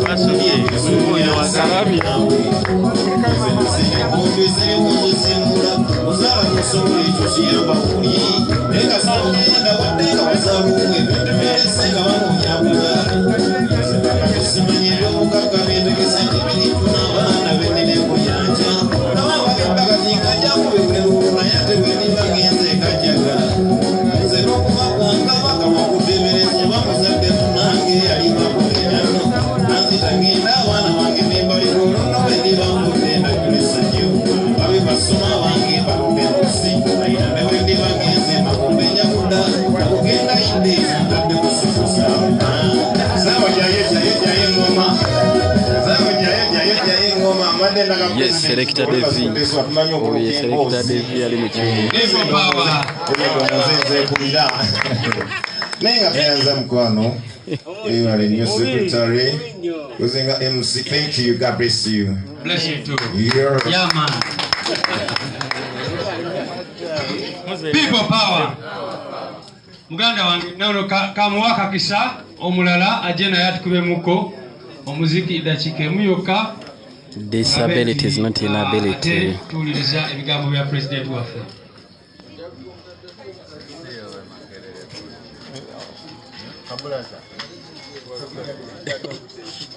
Ivan.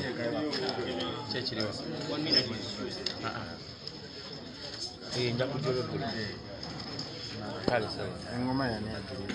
Selector wako.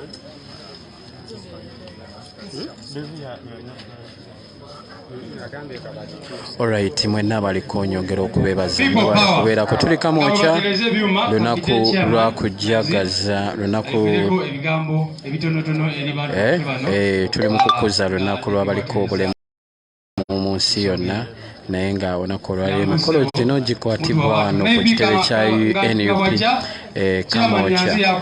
Omukulembeze w'eggwanga wali mu butereevu atudde entende n'abakulu abalala okuva mu kibiina ekya National Unity Platform kwali. Era olunaku luno Guild President w'e Makerere Dangote Lawrence Alionzo eyakalondebwa naye wali okulaba nga yeetaba ku mikolo gino. People power. People power. Kunga Uganda kunga. Kunga babayita abalema nga si balema kunga. Banyabo ne basebo Mr. President, Sebo Secretary General of the Lewis Lubongoya, fraternity y'abannaffe abaliko obulemu, naye kyemmanyi obulungi nga wayambudde wano abantu bonna oyinza okwesanga buli omu mulema mu ngeri ye. So lwakuba buno bwe bulemu obulabika Mr. President, naye abantu bonna abali wano buli omu ssebo alinako obulemu bwe, abamu balina embaliga, abamu bankobogo, abamu balina ebizibu bingi nnyo. N'olwekyo ffenna tuli balema ne tuconsideringa people power na brain power. So ekigambo people power kyongereko brain power. The issue is having your brain working well. Mr. President, okimanyi bulungi nnyo oyinza okuba nga bayita president wa ggwanga nga wazaala omwana ng'amagulu malamu, emikono miramu, ekyambalo ky'amagye akyambala bulungi naye ng'obwongo buki? Ng'obwongo bulema, ng'ayinza okweyawo n'aloota okuwamba Kenya, n'aloota buli kimu kyonna nga byasanga byatwitinga bannanga obusi bulema, obwo bulema bwa kika kya waggulu. So disability is not inability to do things. Here we consider people power, we consider brain power. What I've seen here from you people and what I've observed, you are capable of doing things more than people who can ably walk and do things physically. So bane mwekubireko mu ngalo olw'omulimu ogwo. Ekyokubiri, Mr. President, Edgar ayogedde ekigambo nabadde sizza wano okubaako kye njogera naye ebisinga mbirabidde wano. Ekisooka katwebazo. I want to thank this lady banange banyabo ne basebo. Omuntu okuba nga akola translation ey'ebigambo bani mukyalo nomukubireko mu ngalo. These people they bateekawo olutindo wakati waffe n'abantu abo abalina obulemu ku mibiri gyabwe. Naye kyakola omulimu munene nnyo. Zinatuuse n'okulowooza nti oba yasooka kubeera mulema oba yasooka kubeera muzibe okugenda ebuzibu okumanya ebigambo ebyo binnyonnyola. Webale nnyo. So Mr. President, Edgar ayina ekigambo kyayogedde wano, ekigambo kya office. Abalema oba abaliko obulemu, saabalema, abaliko obulemu okufuna office ku Secretariat ya NUP. Ekintu ekyo mukama wange nkiwagidde kinsanyusiza nnyo era nja kugezaako nnyo okukuba siyaasa Sebo Secretary General tuteekewo office y'abantu abaliko obulemu. Mumpagira tutwale mu maaso. Ne mugende mpona kano sikadala ka byabufuzi. Tujja genda tumatiza abakulembeze empolampola tulabe nga office ebeerawo tusobole okutambuza emirimu mingi nnyo egya brain. Secondly, we realize that these people are silent naye tebalina ntalo nnyingi. Basobola otuyamba nnyo mu kutuwa amagezi okutwala eggwanga mu maaso n'okulwana entalo ezimu. Finally, as the Secretary General informed you, on our structures we have that office of the people with disabilities, right from the district to the lower councils, lower committees of mobilization. Kubuchiko wakunga, tuinako abantu abaliko obulemu bakikirirwa okuva ku district era mu making sure nti mumubeera ku bukiiko okwo mwe abaliko obulemu banyabo ne basebo. Make sure that you are recruited on those committees and you are given those offices so that you can perform and perfect your work. I thank you, Comrade Dangote, for having attained that office. Dangote oye. So I don't know how long you are going to stay in that office, but I think it's only 3 months, but it is an achievement. And thank you for maintaining the spirit of people power. So, thank you very much, comrades. People power. Kunga Chagulanyi kunga. Kunga Uganda yonna kunga. Thank you very much. Kunga. People power. Kale muganda waffe John Locke yangu otuweyoko ku luyimba atuwulirize president.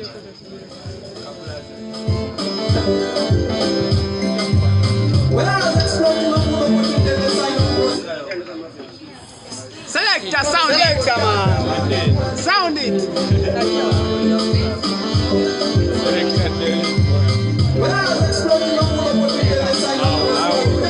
Selector, pull.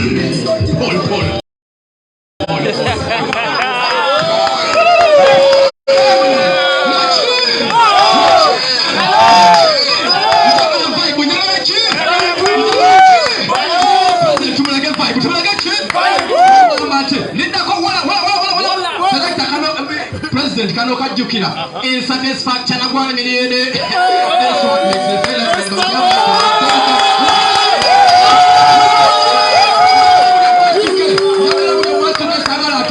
amanya gangeze John Lion. John Lion. Mati minuo boti jalle ma situation ngamuda muti situation ngamuda muti situation yo boy iko bule umuntu asobola okumanyira yagamba ati ono kasali mubule munene muvuga ku boda yange ya mutu aliri mu kizimbe mulimbe nti mutuuse oshegera nayagala kwa opportunity yo that is using opportunity wrongly. Tuba mulizungu wita the negative opportunist.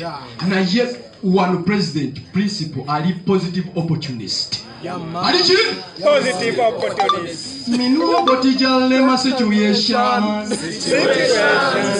Selector, let's go. Ndakala kanono bugalo. Sound selector.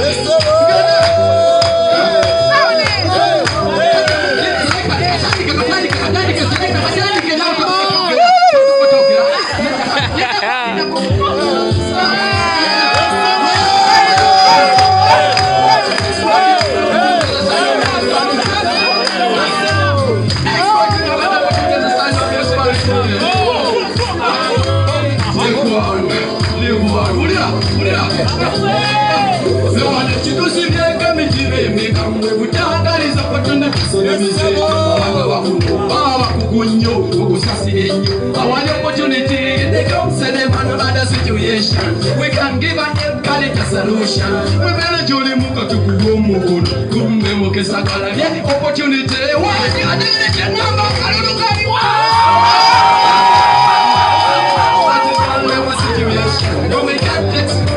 let's go, sir. We know what is your situation. What situation? Yes, situation.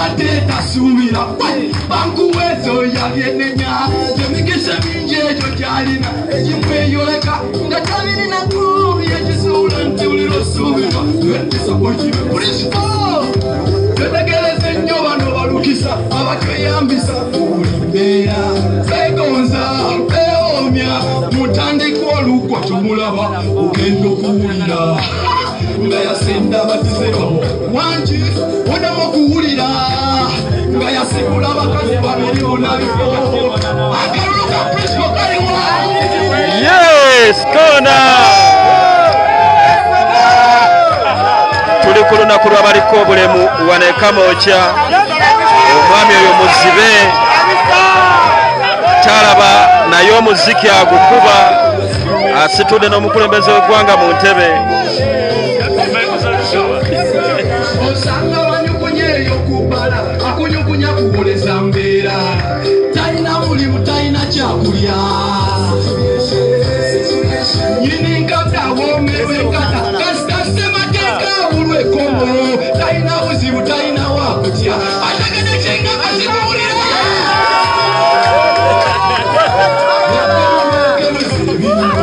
talina makulu talina gyonyumira onyumya obutasoma olumambukulu kyokka okusoma okutandikira obulema si buteesobola. Omulenzi ono oba omwami ono talaba naye omuziki agukubira ddala.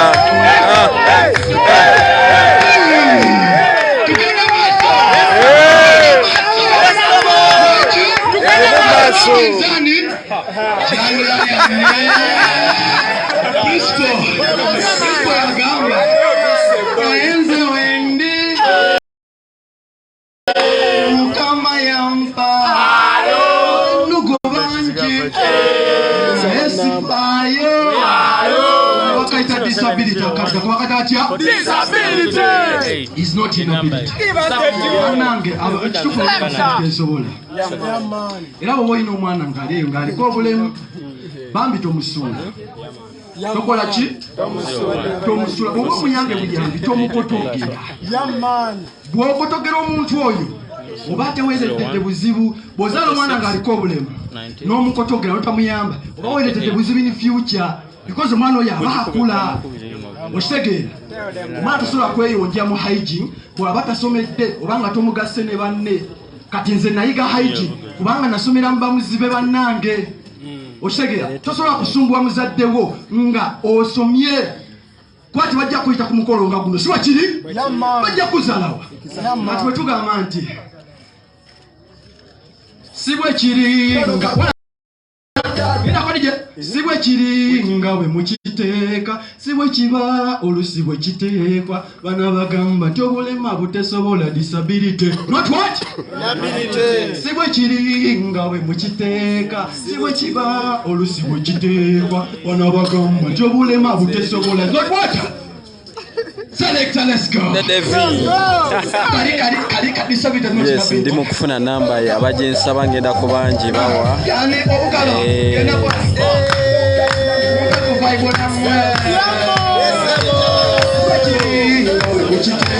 Si bwe kiri.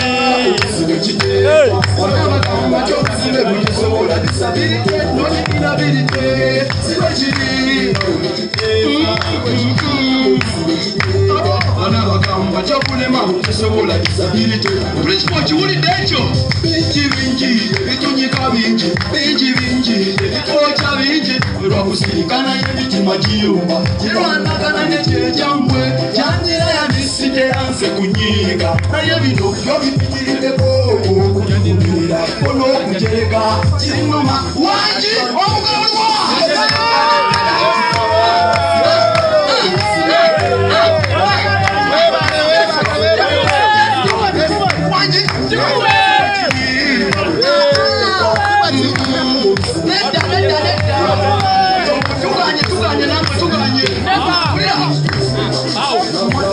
Kono mwana muwala olwaziba matwa bazadde nasibula yatandise okumwekana ate ye taata yamugoba dda ati gwetebereza embeera ffe gye tubalayo abwekanye amanya olutubula olusi n'olusuula okubanga jani ziri amaaso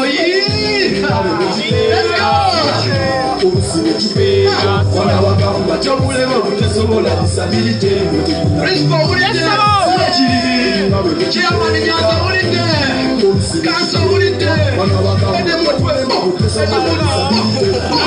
ede bala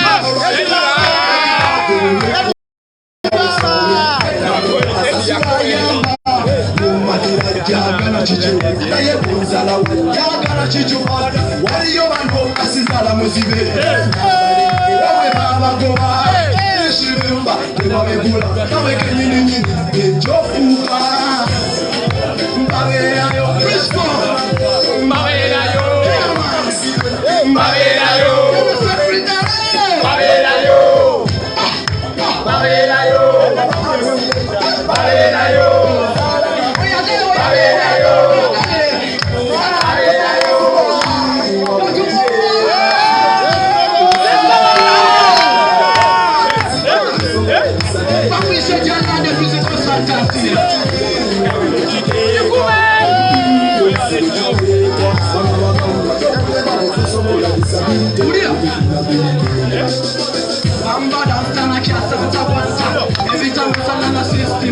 Yo!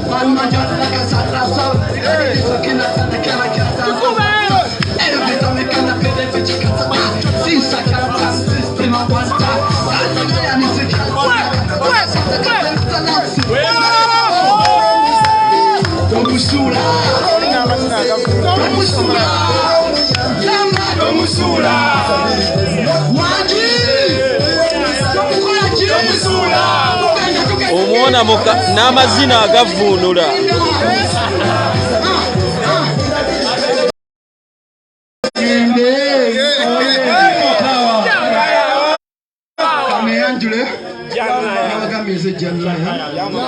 Musajja muzibe naye ndi musajja muyimbi ate ndi musawo wa bwongo omutendeke okuva Makerere University. And since this party is very inclusive, allow me to say a few words in English. Yo. It's very important to note that our president, the principal, His Excellency Bobby Wine, has never segregated particular people in their, whether you're disabled or not. He's saying, okay, all please come as one. And today is the day that I knew that if you are always ready, you'll always get what you have to get. Because today, the General Secretary called me and he finds me very busy and said, okay, well, John Lyon, you need it, could you please come? I'm like, okay, well, can I arrange somebody? I don't get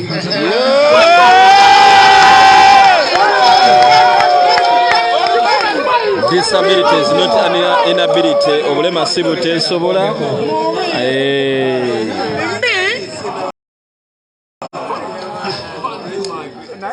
People power. Our power. John Lyon, the man. Chakabi nyonyo. Omukolo gwa International PWDs ndoza kunyumya nnyo. People power. Era n'ensonga ya office ndoza tetulina kyakola ologitunulamu ne making sure PWDs balina office wano ku kitebe kyaffe. I will not take any other minute. I will invite our president to address us right now and close this event. Thank you very much. People power.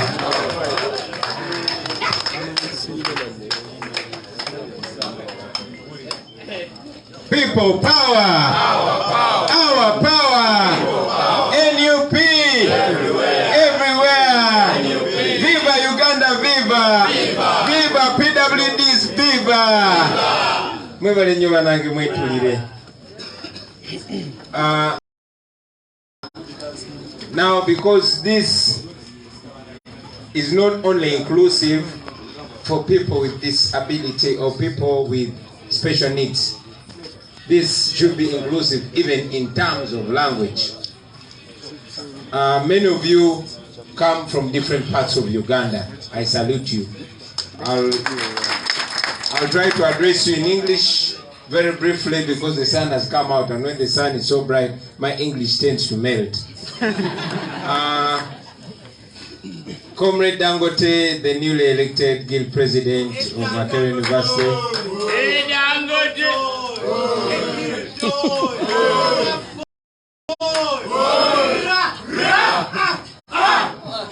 we congratulate you, Mr. President. Thank you for making us proud. Thank you for making West Nile proud. Thank you for making Uganda proud. Most importantly, thank you for making your generation proud. Nyakwebaza ne muganda waffe atukubidde omuziki muwanguzi Kennedy webali nnyo webali ddala tewakabitandika kati watandika date ffe twemanyi omanya bagagana bagaga bemanya so webali nnyo webali ddala njagala okusalutinga muganda waffe John Lyon. John Lyon, you is a bad artist, you know. Respect. We heard very eloquently from our brother Edgar, and many of the people that have spoken. We don't take those words, strong words, for granted. Ladies and gentlemen, today is a day when we celebrate persons with disabilities. It keeps changing over time. When I was young, we used to see them as disabled people. As in disabled, you are not able. The world keeps opening their eyes. Later on, or today, they're recognized as persons with disabilities. I still disagree with that. I think we should be calling them people with special needs. In fact, that is also not right. We should be calling them special people. Ladies and gentlemen, this day is not just for partying. This day is a day when we must focus and create awareness and open minds of people about these our brothers and sisters, our mothers, our fathers, our children, our daughters and sons.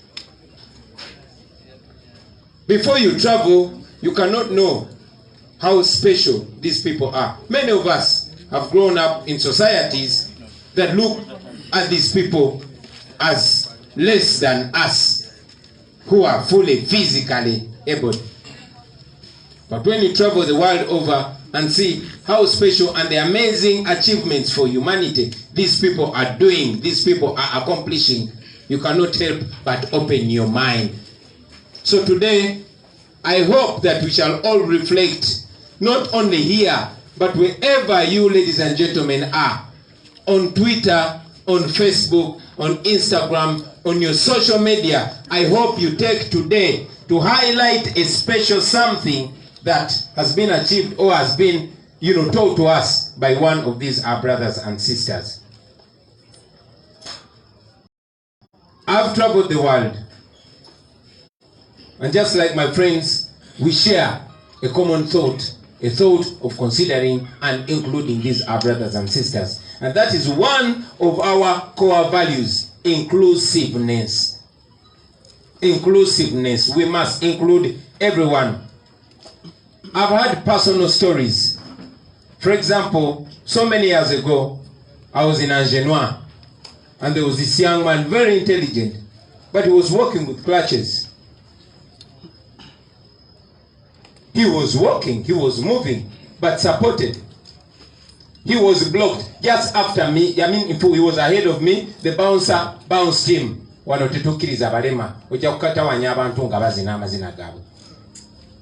Because he was walking in what he called a funny way. And I came in walking like this. That was a funny way too, but he let me go in. This young man, and I'm glad to report that now, after so many years, I see the sense in him. He went to court and Angenois had to compensate him. Ladies and gentlemen, some of us have our eyes opened in tough times, while others have their eyes opened early enough. The reason, for example, why we have steps here and we have a ramp here is because we know that some people are going to come here and they are moving with a wheelchair and they're not going to use the steps. Some of these simple things, other countries are way ahead of it. Just like you have a toilet for women and men, you must have a walk path for normal people, or whatever we call them, and with people using wheelchairs and other things, ladies and gentlemen. We as NUP, we have not thought about persons with disabilities today. And as one of our brothers was reporting to you, he actually got, two of them got the disabilities or the special need when we were going to Mbarara to launch our manifesto, which manifesto, and Edgar quoted, includes an envisionment of the plight of people living with disabilities. Ladies and gentlemen, these are not just special needs, these are rights. Because in NUP, we know the difference between equality and equity. I mean, if there are steps, yes, everybody is equal and everybody should use the steps. But there's no equity in that.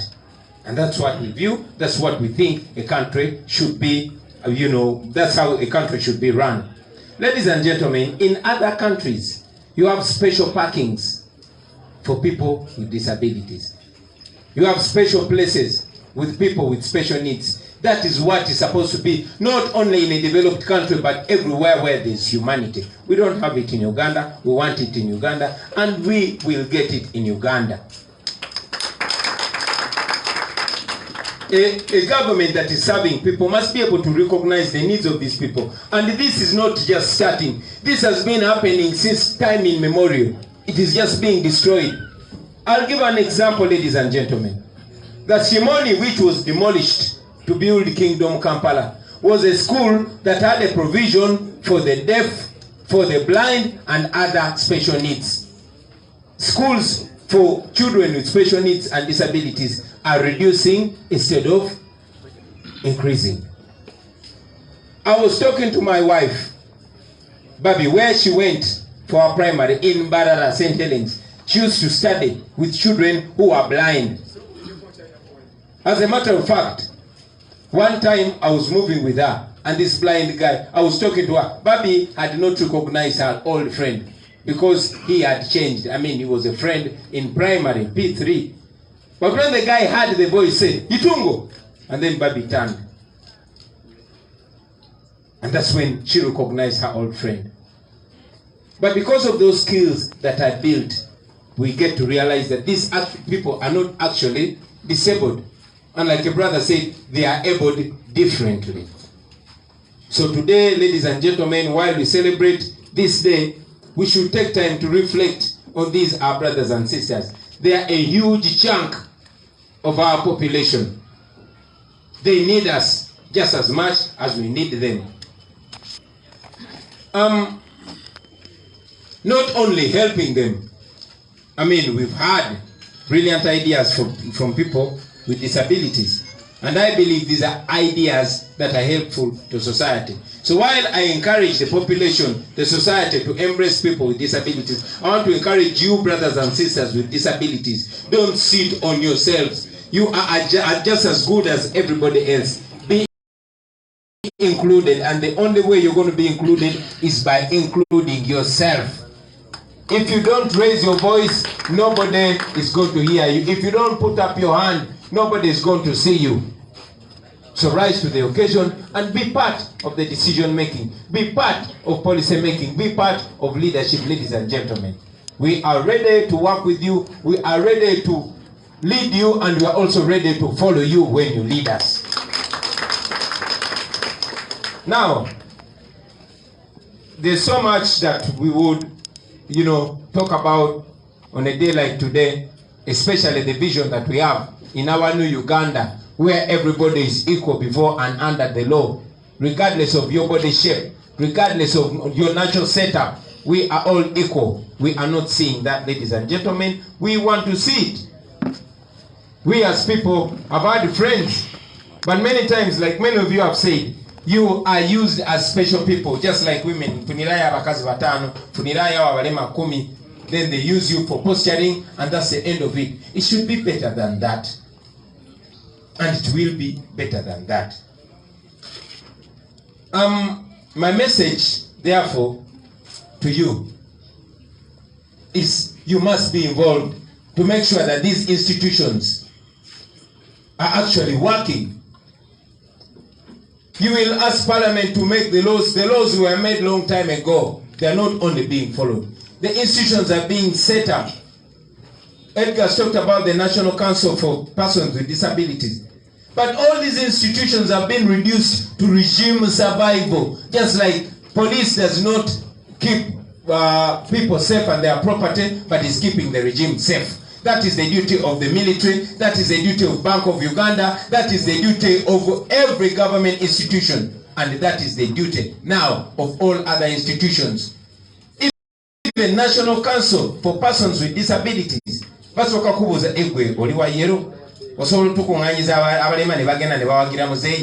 is not the duty of that institution. That institution is supposed to be looking out for the plight of the people it is mandated to look out for. Unfortunately, that is not the case. So, for as long as we have bad leadership, we have a problem.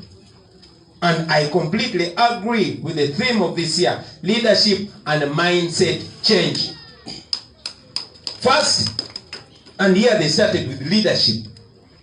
I've addressed it to you that until we have better leadership, a leadership that considers you, a leadership that is answerable to you, a leadership that knows that you are just as worthy as any other citizen, we still have a problem. So let us together fix the leadership problem. For the women, for the PWDs, for all sections of people, it begins and ends with leadership. Now, with the mindset, I just want to send a message to all people, all citizens of Uganda, all people. It is important for you to adjust your mind and face the reality that this is who we are. It is not who they are, it is who we are. No single family does not have a person living with a disability. All families. You can deny it, you can lie to yourself, but that's a reality. And it does not stop there. The Baganda say, obulema tebujjadda. Just in this team alone, there are some people who 2 years ago were playing football together. But today, he has one leg or no legs at all. Where we are, after the failure of leadership, we are all candidates for disability, all of us. I would have pointed out on people, but Eddie Mutwe, I want to show you that everybody is a candidate for a disability. Sawa just one kibwanisi mukono gwo. Eddie Mutwe ngalo ziwera. Na etali ko bulemu. So everybody, you might despise or undermine or not care about the plight of people living with disabilities. But tomorrow, you'll be the one leading that facility. It is important that we involve it. My message to you, parents, don't hide your children. Don't deny them the opportunities. Give your children confidence. Make them believe and understand they are just as good as other children. When you go to sports, when you go to talent, you're going to see special people. So help your children. I see many, children locked in houses or kept behind the house. They are seen as a disgrace, as a misfortune. What kind of nonsense is that? So to the parents and to the community, please help each other change the mind. All of you, let everybody be a leader. Let us lead in this charge to change the mind of our people, to see our people as worthy as everybody else. That is the first step. Everything else is secondary. You've seen talented artists here. And I'm very glad that in the entertainment industry, that discrimination is already demystified. Let us give them special attention. Let us support them. I will tell you that some people are blind, but they see even better than people who have 2 eyes. Today, for example, we have, who can I give? Everybody in Museveni's government can be given as an example. Everybody. But I'll give the Speaker of Parliament as an example. Has eyes and has additional spectacles. 4 eyes, but Mwanguzi sees better than them. So do not undermine people with disabilities, ladies and gentlemen. Finally, the change of mind begins with you, my brothers and sisters. You who are living with the special needs, with the disabilities. Don't present yourself as vulnerable. That is your strength. It has to change from within you. Don't say you're disabled. Say I'm differently abled and prove it. You have consistently proven that. Continue proving it. Because the more you prove it, is the more we will have the ability to amplify your voice. And I believe that one day One day we shall live in a country where you don't have to worry whether you are disabled or not, whether you are deaf or not. That is the day when we say we have stepped into New Uganda. I thank you very much, ladies and gentlemen. Katika mbyogere mu Uganda. Zeno sanyuse nnyo bannange okubalaba. Namaze dde okwebaza abasita baffe ab'olunaku, Kennedy Muwanguzi ne muganda waffe John Lyon. Mwebale nnyo, mwebalire ddala obubaka bwe mutuusizaako. Namaze dda okubaagaliza olunaku olwaleero, naye olunaku olwaleero luleme kubeera bubeezi lwa kusanyuka. Lwandibadde lwa kweyagala singa tubadde tubeera mu nsi nga Sweden oba Denmark. Ne bwe yandibadde Kenya, lwandibadde lwa kweyagala. Telwandibadde lwa kwogera ku bizibu byammwe, kuba ebizibu ebimu byandibadde byagonjolwa dda. Tewandibadde lwa kwekubagiza, lwandibadde lwa kweyagala wakusinga nawe gy'oli, nawe gy'oli. Naye olunaku lwaleero, olunaku luno tulukozesa creating awareness, okumanya nti gye muli, okulaga abantu nti muli bantu abajjudde, abasaanidde, abalina ebitone ebyenjawulo. Kyannaku nti wano mu Uganda tutunulira nnyo, ate si gavumenti yokka, wabula n'abantu tulina endowooza nti obulema buteesobola. In fact, n'ekigambo bulema nakyo kivvoola. Ku ssaawa zino nga tukyalina amabega, tetunatuuka gye tulina genda. Ne wano tulina kukozesa kigambo omuntu aliko obulemu.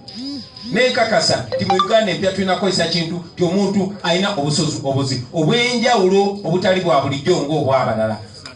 Kuba baganda bange ensi, kubanga abantu abasinga balina ekikula kyekimu, ayinza okutunulira ng'omuntu alina obulemu. Naye obwo si bulemu, kuba nga mukulu Nyanzi bw'agambye abaliko obulemu bangi nnyo. Naye twagala tubeere mu Uganda ng'etunulira busobozi bwo, era nga tugamba oyo obusobozi bwe bwanjawulo ku bwange. Nze ow'emikono ebiri, nze ow'amagulu abiri, nze alabisa amaaso. Ekyo tusobola okikola, era nsanyukidde nnyo n'omulamwa basebo ne banyabo gwaleero okugamba obukulembeze n'okukyusa endowooza ng'ebintu ebyokozesebwa okukyusa embeera y'abantu abalina obwetaavu ku mibiri gyabwe. Ffe nga National Unity Platform, obukulembeze bwaffe bwayogera dda ku ndowooza eyo, era nekiteeka mu manifesto yaffe. Era singa tebabba bukulembeze bwaffe, ebyo bye bimu ku bintu bye mwandibadde mulaba.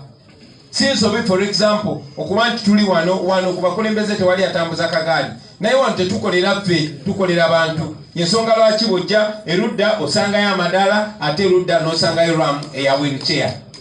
Kubanga tumanyi mu Uganda tetuliimu ffe batambuza amagulu ffekka, tetuliimu ffe balabisa maaso ffekka, tetuliimu ffe bawuliza amatu ffekka oba boogeza mimwa ffekka. Tulina obusobozi obw'enjawulo. Yali ndowooza yaffe, era egenda maaso okubeera endowooza yaffe ey'okuba nti buli omu yenyigiddemu. Kuba tubiraba gye tutambulira e Bulaaya osanga parking ng'eri special y'abantu baliko obulemu. Kati bw'obanga tobiisanyiza tojja kufuna parking, ate nga tugenda kulwana na muntu w'amagulu abiri. Bw'oba oyingira mu bbaasi waliwo public, in fact n'ez'abantu sekinoomu amateeka we gali ate gagobererwa okulaba nti omuntu aliko obulemu abeera comfortable mu nsi ye n'awulira nti yalowoozebwako. Kubanga obulemu tebwakatandika kati, bukyanga abantu tutandika okubeerawo. Disability is as old as humanity. Bino byenjogerako si bipya, ne wano mu Uganda byali bibaddewo. Kibagambye nti amasomero nga Shimoni Demonstration School, kyebaali bagiyita Demonstration School, yali demonstration y'amasomero ng'essomero bwe lirina okubeera. Wabeerangayo Banubian abo basomanga n'abaana nga basoma n'abaana aba sign language abatawulira, nga basoma n'abaana bamuzibe n'ebirala ebifaanana bwe bityo. Kati essomero bwe lityo lyavaawo, naye amasomero agazimbwa ennaku zino ate go tegabako facility eyo. Ekitegeeza amasomero agafaanana bwe gatyo gakendera bukendeezi. Ensomesa ey'abaana ne facilities ze mwalina mu myaka gy'enkaaga kati mu 2020 teziriiwo. onakola nali ntambula ne mukyala wange gye yasomera edda mu P3 St Helens Embalala wali basomanga n'abaana bamuzibe n'abaana abatawulira. Era olunaku olumu tuba tutambula nga twogera naye ne tuyita ku mukwano gwe nga yafuuka dda musajja mukulu basomanga naye ku ssomero. Kati nga babi ayogera yawulira bulizi ddoboozi n'amuyita Itungo, babi n'akyuka n'amulaba n'alyoka amujjukira. Ne boogera ng'ono yasoma dda yamalako yafuuka na dokita. Naye olunaku lwaleero kizibu nnyo okuzaala omwana wo nga talaba n'omusuubira nti agenda kusoma afuuke dokita. Kizibu nnyo naddala ng'omwana oyo bamuzaalidde Kuumi oba bamuzaalidde Kamuli oba bamuzaalidde waffe Gomba. Kizibu nnyo naye nga si bwe kirina okubeera baganda bange, kuba tuli mu nsi ngagga erina okulowooza ku bantu bonna. Nga bwe tutunuulira olunaku lw'abakyala ne twogera ku nsonga z'abakyala, kikulu nnyo okwogera ku bantu baffe abalina obulemu. Ate ne tutakoma kwogerako bwogezi, wabula ne twejjukiza era ne twekubiriza okutuukiriza ebyo bye balina ebirina okuteekebwawo, nabo babire ng'obulamu bwabwe babulivinga to full potential ng'abantu abalala. Of course government yalina okurecognizinga obwetaavu bw'abo abantu, ne government yaffe nammwe mugimanyi basebe ne banyala. Omulamwa gwa leero gugamba nti obukulembeze n'okukyusa endowooza ng'ekimu ku by'okweyambisa okusitula omutindo gw'abo abantu abalina obulemu. Naye tukkiriziganye basebo ne banyabo nti tekigenda kubeera mmwe naddala mmwe baganda baffe abaliko obwetaavu oba obulemu temugenda kirekera muntu mulala. Nammwe kennyini mulina okwenyigira mu bukulembeze. Obwongo tebulemala, mulina ebirowoozo birungi nnyo nnyo nnyo. Mulidde ebirowoozo bya Edgar n'ebyabalala bangi. Temwetiitirira bannange. Bwe twogera ku bukulembeze nammwe mulina okubeera mu bukulembeze. Ffe newankubadde tubasuubiza obbakulembera naye era tubasuubiza n'obbagoberera bwe munaatukulembera kuba nammwe mulina ebirowoozo ebirungi. Ate ne bannammwe banalaba nga nammwe muli bakulembeze nabo bajja kufuna confidence. Omwana amanye nti wadde ndiko obulemu naye nange esobola okukulembera bannange kubanga obwongo bwe tebukola ki. Ffe bakulembeze baffe bakyogeddeko nti mu buli kakiiko kuliko omuntu akiikirira abo abaliko obulemu kubanga tuba consideringa ng'abe bamu ku bannaffe. Nakibagambye nti tewali famire etaliiko muntu atalina bulemu. So ajja kuba muganda wo oba maama wo oba taata wo oba omwana wo, buli muntu yenna yenna. Ate abaganda bagamba obulema tebukola ki, tebujja dda. Ffe mu kaweefube ono gwe tuliko okukyusa eggwanga lyaffe n'okwenunula bangi nnyo bwe twali nabo emyaka 2-3 egiyise nga basamba n'omupiira nga tudduka nabo emisinde. Ne kati abamu balina okugulu kumu, abamu tebagalina gombi, abalala balina obulemu obw'enjawulo. Nabalazeeko muganda wange Edi Mutwe wadde ye obanga oliko obulemu oba oliko akalemu. So basebo ne banyabo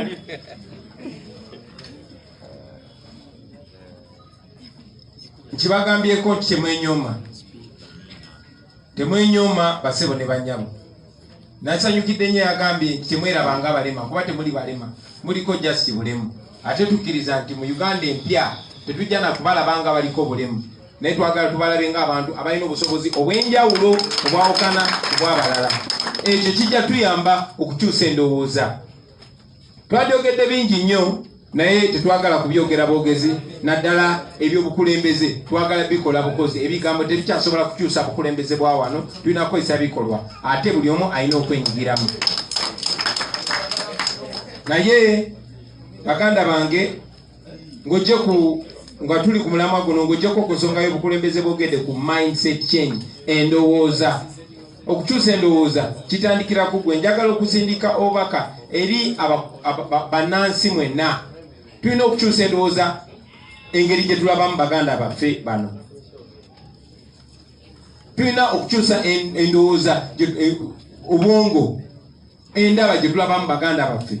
tubalabe nga balina obusobozi obw'enjawulo tuba supporting tubawe confidence abazadde muwe abaana bamwe confidence temukweka baana temunyooma baana temutulira baana temubakumira manju mulabye abazadde bangi nga bazaala omwana oba alina autism oba aliko obulemu obw'enjawulo oba aliko ekizibu kyonna tamuyamba kwezuula kuba omuntu muze mukiraba nti ebiseera ebisinga omuntu waba tayitambuza amagulu amaanyi gaba n'emikono mingi oba aba takozesa mikono amagulu gaba n'amaanyi mangi so olina okumanya tino bw'aba n'obunafu mu kintu ekimu ate aba n'obusobozi bw'enjawulo mu kirala naye muyambe abuzuule waba oba tomuyambe gwe ng'omuzadde tajja kubuzuula mubawe confidence bekkiririzemu kuba buli kimu kitandikira mu mwana bekkiririzamu tujja kulaba bano bamuwanguzi muwulidde wano ng'ayimba n'eŋŋambo basudde yazuukidde so ekyo kisoboka naye singa yeetulako tekkiririzamu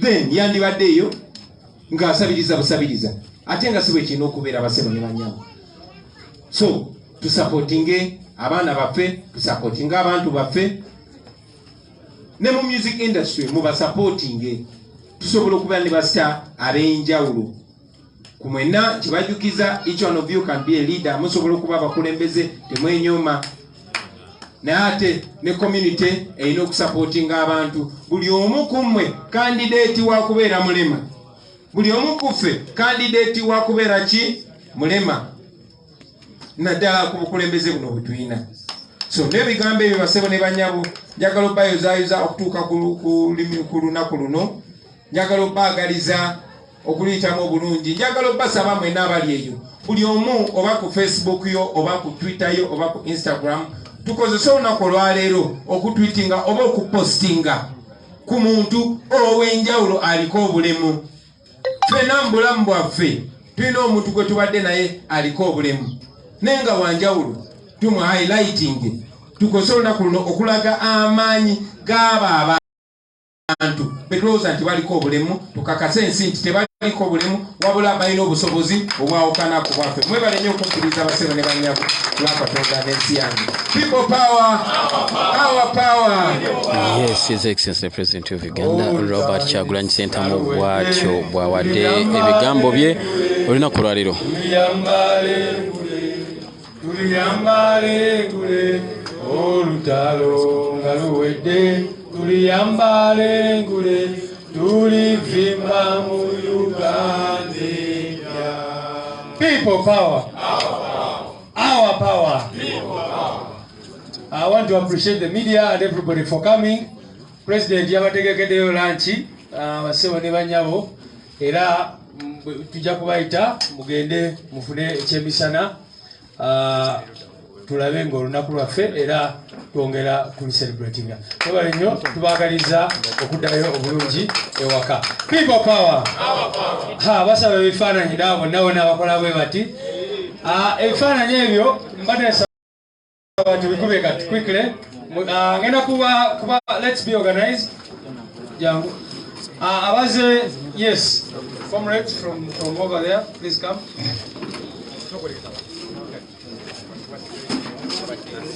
Chairman, let me be in these pictures also. Let's be organized, please. Yeah.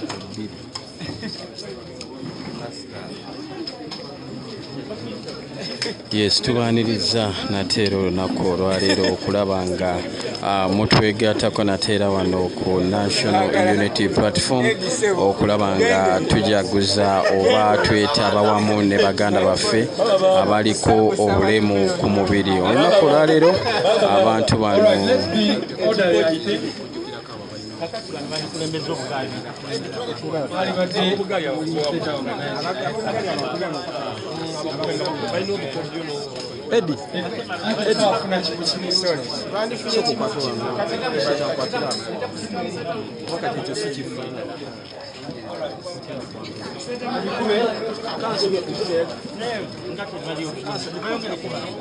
People power, our power, NUP, everywhere.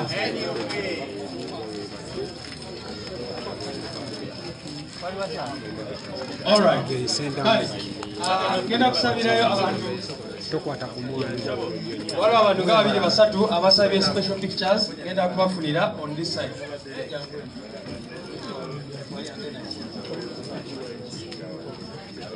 Yes, Edward Sigalewa. Mama.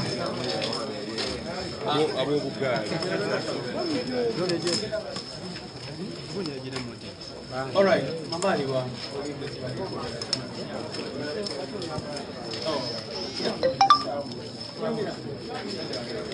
Aya sawa zino bali mu bifaananyi banaffe abaliko obulemu bakusiididde ddala bano abalina obulemu naddala mu kwogera, abalina obulemu bw'oku mubiri, abalina obulemu mu kuwulira n'ensonga endala nnyingi nnyo olunaku olwaleero. Ebigambo by'omukulembeze w'eggwanga His Excellency the President of Uganda Robert Kyagulanyi Ssentamu mubiwulidde bulungi nnyo nate era njagala okubategeeza nti ayongedde okusaba bannayuganda obutayisaamu bantu bano maaso, obutabanyooma kuba nabo bantu. Avumiridde nnyo ekyokubayita balema n'agamba ddala si kintu kirungi, kibanafuya bo nga abantu, kibanafuya bo nga abantu. Era munnange bw'atyo n'ategeeza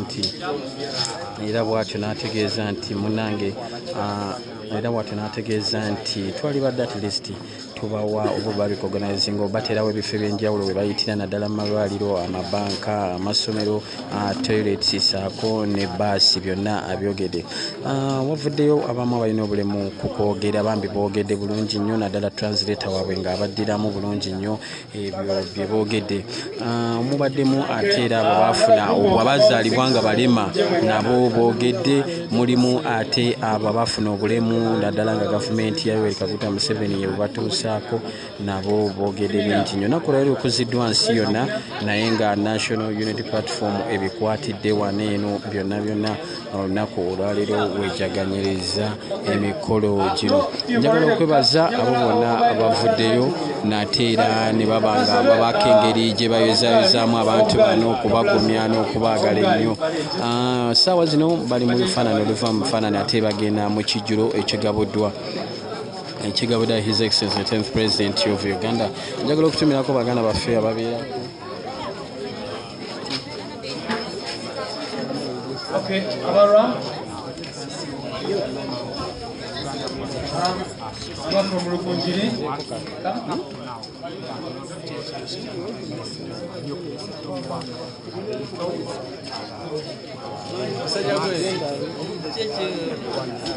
Yes, njagala okutegeeza muganda wange nti njagala okutumira ku baliko, njagala okutumirako muganda wange Lobze Lukyamzi, njagala okutumirako Fatuma Franklin n'abalala bangi. Muzikirize nkome wano, ebisigadde nja kubambi batuusaako mu bifaananyi. Mwe bali kwagala Ghetto TV, mwe bali kwagala ggwanga lyammwe, banange mweraba.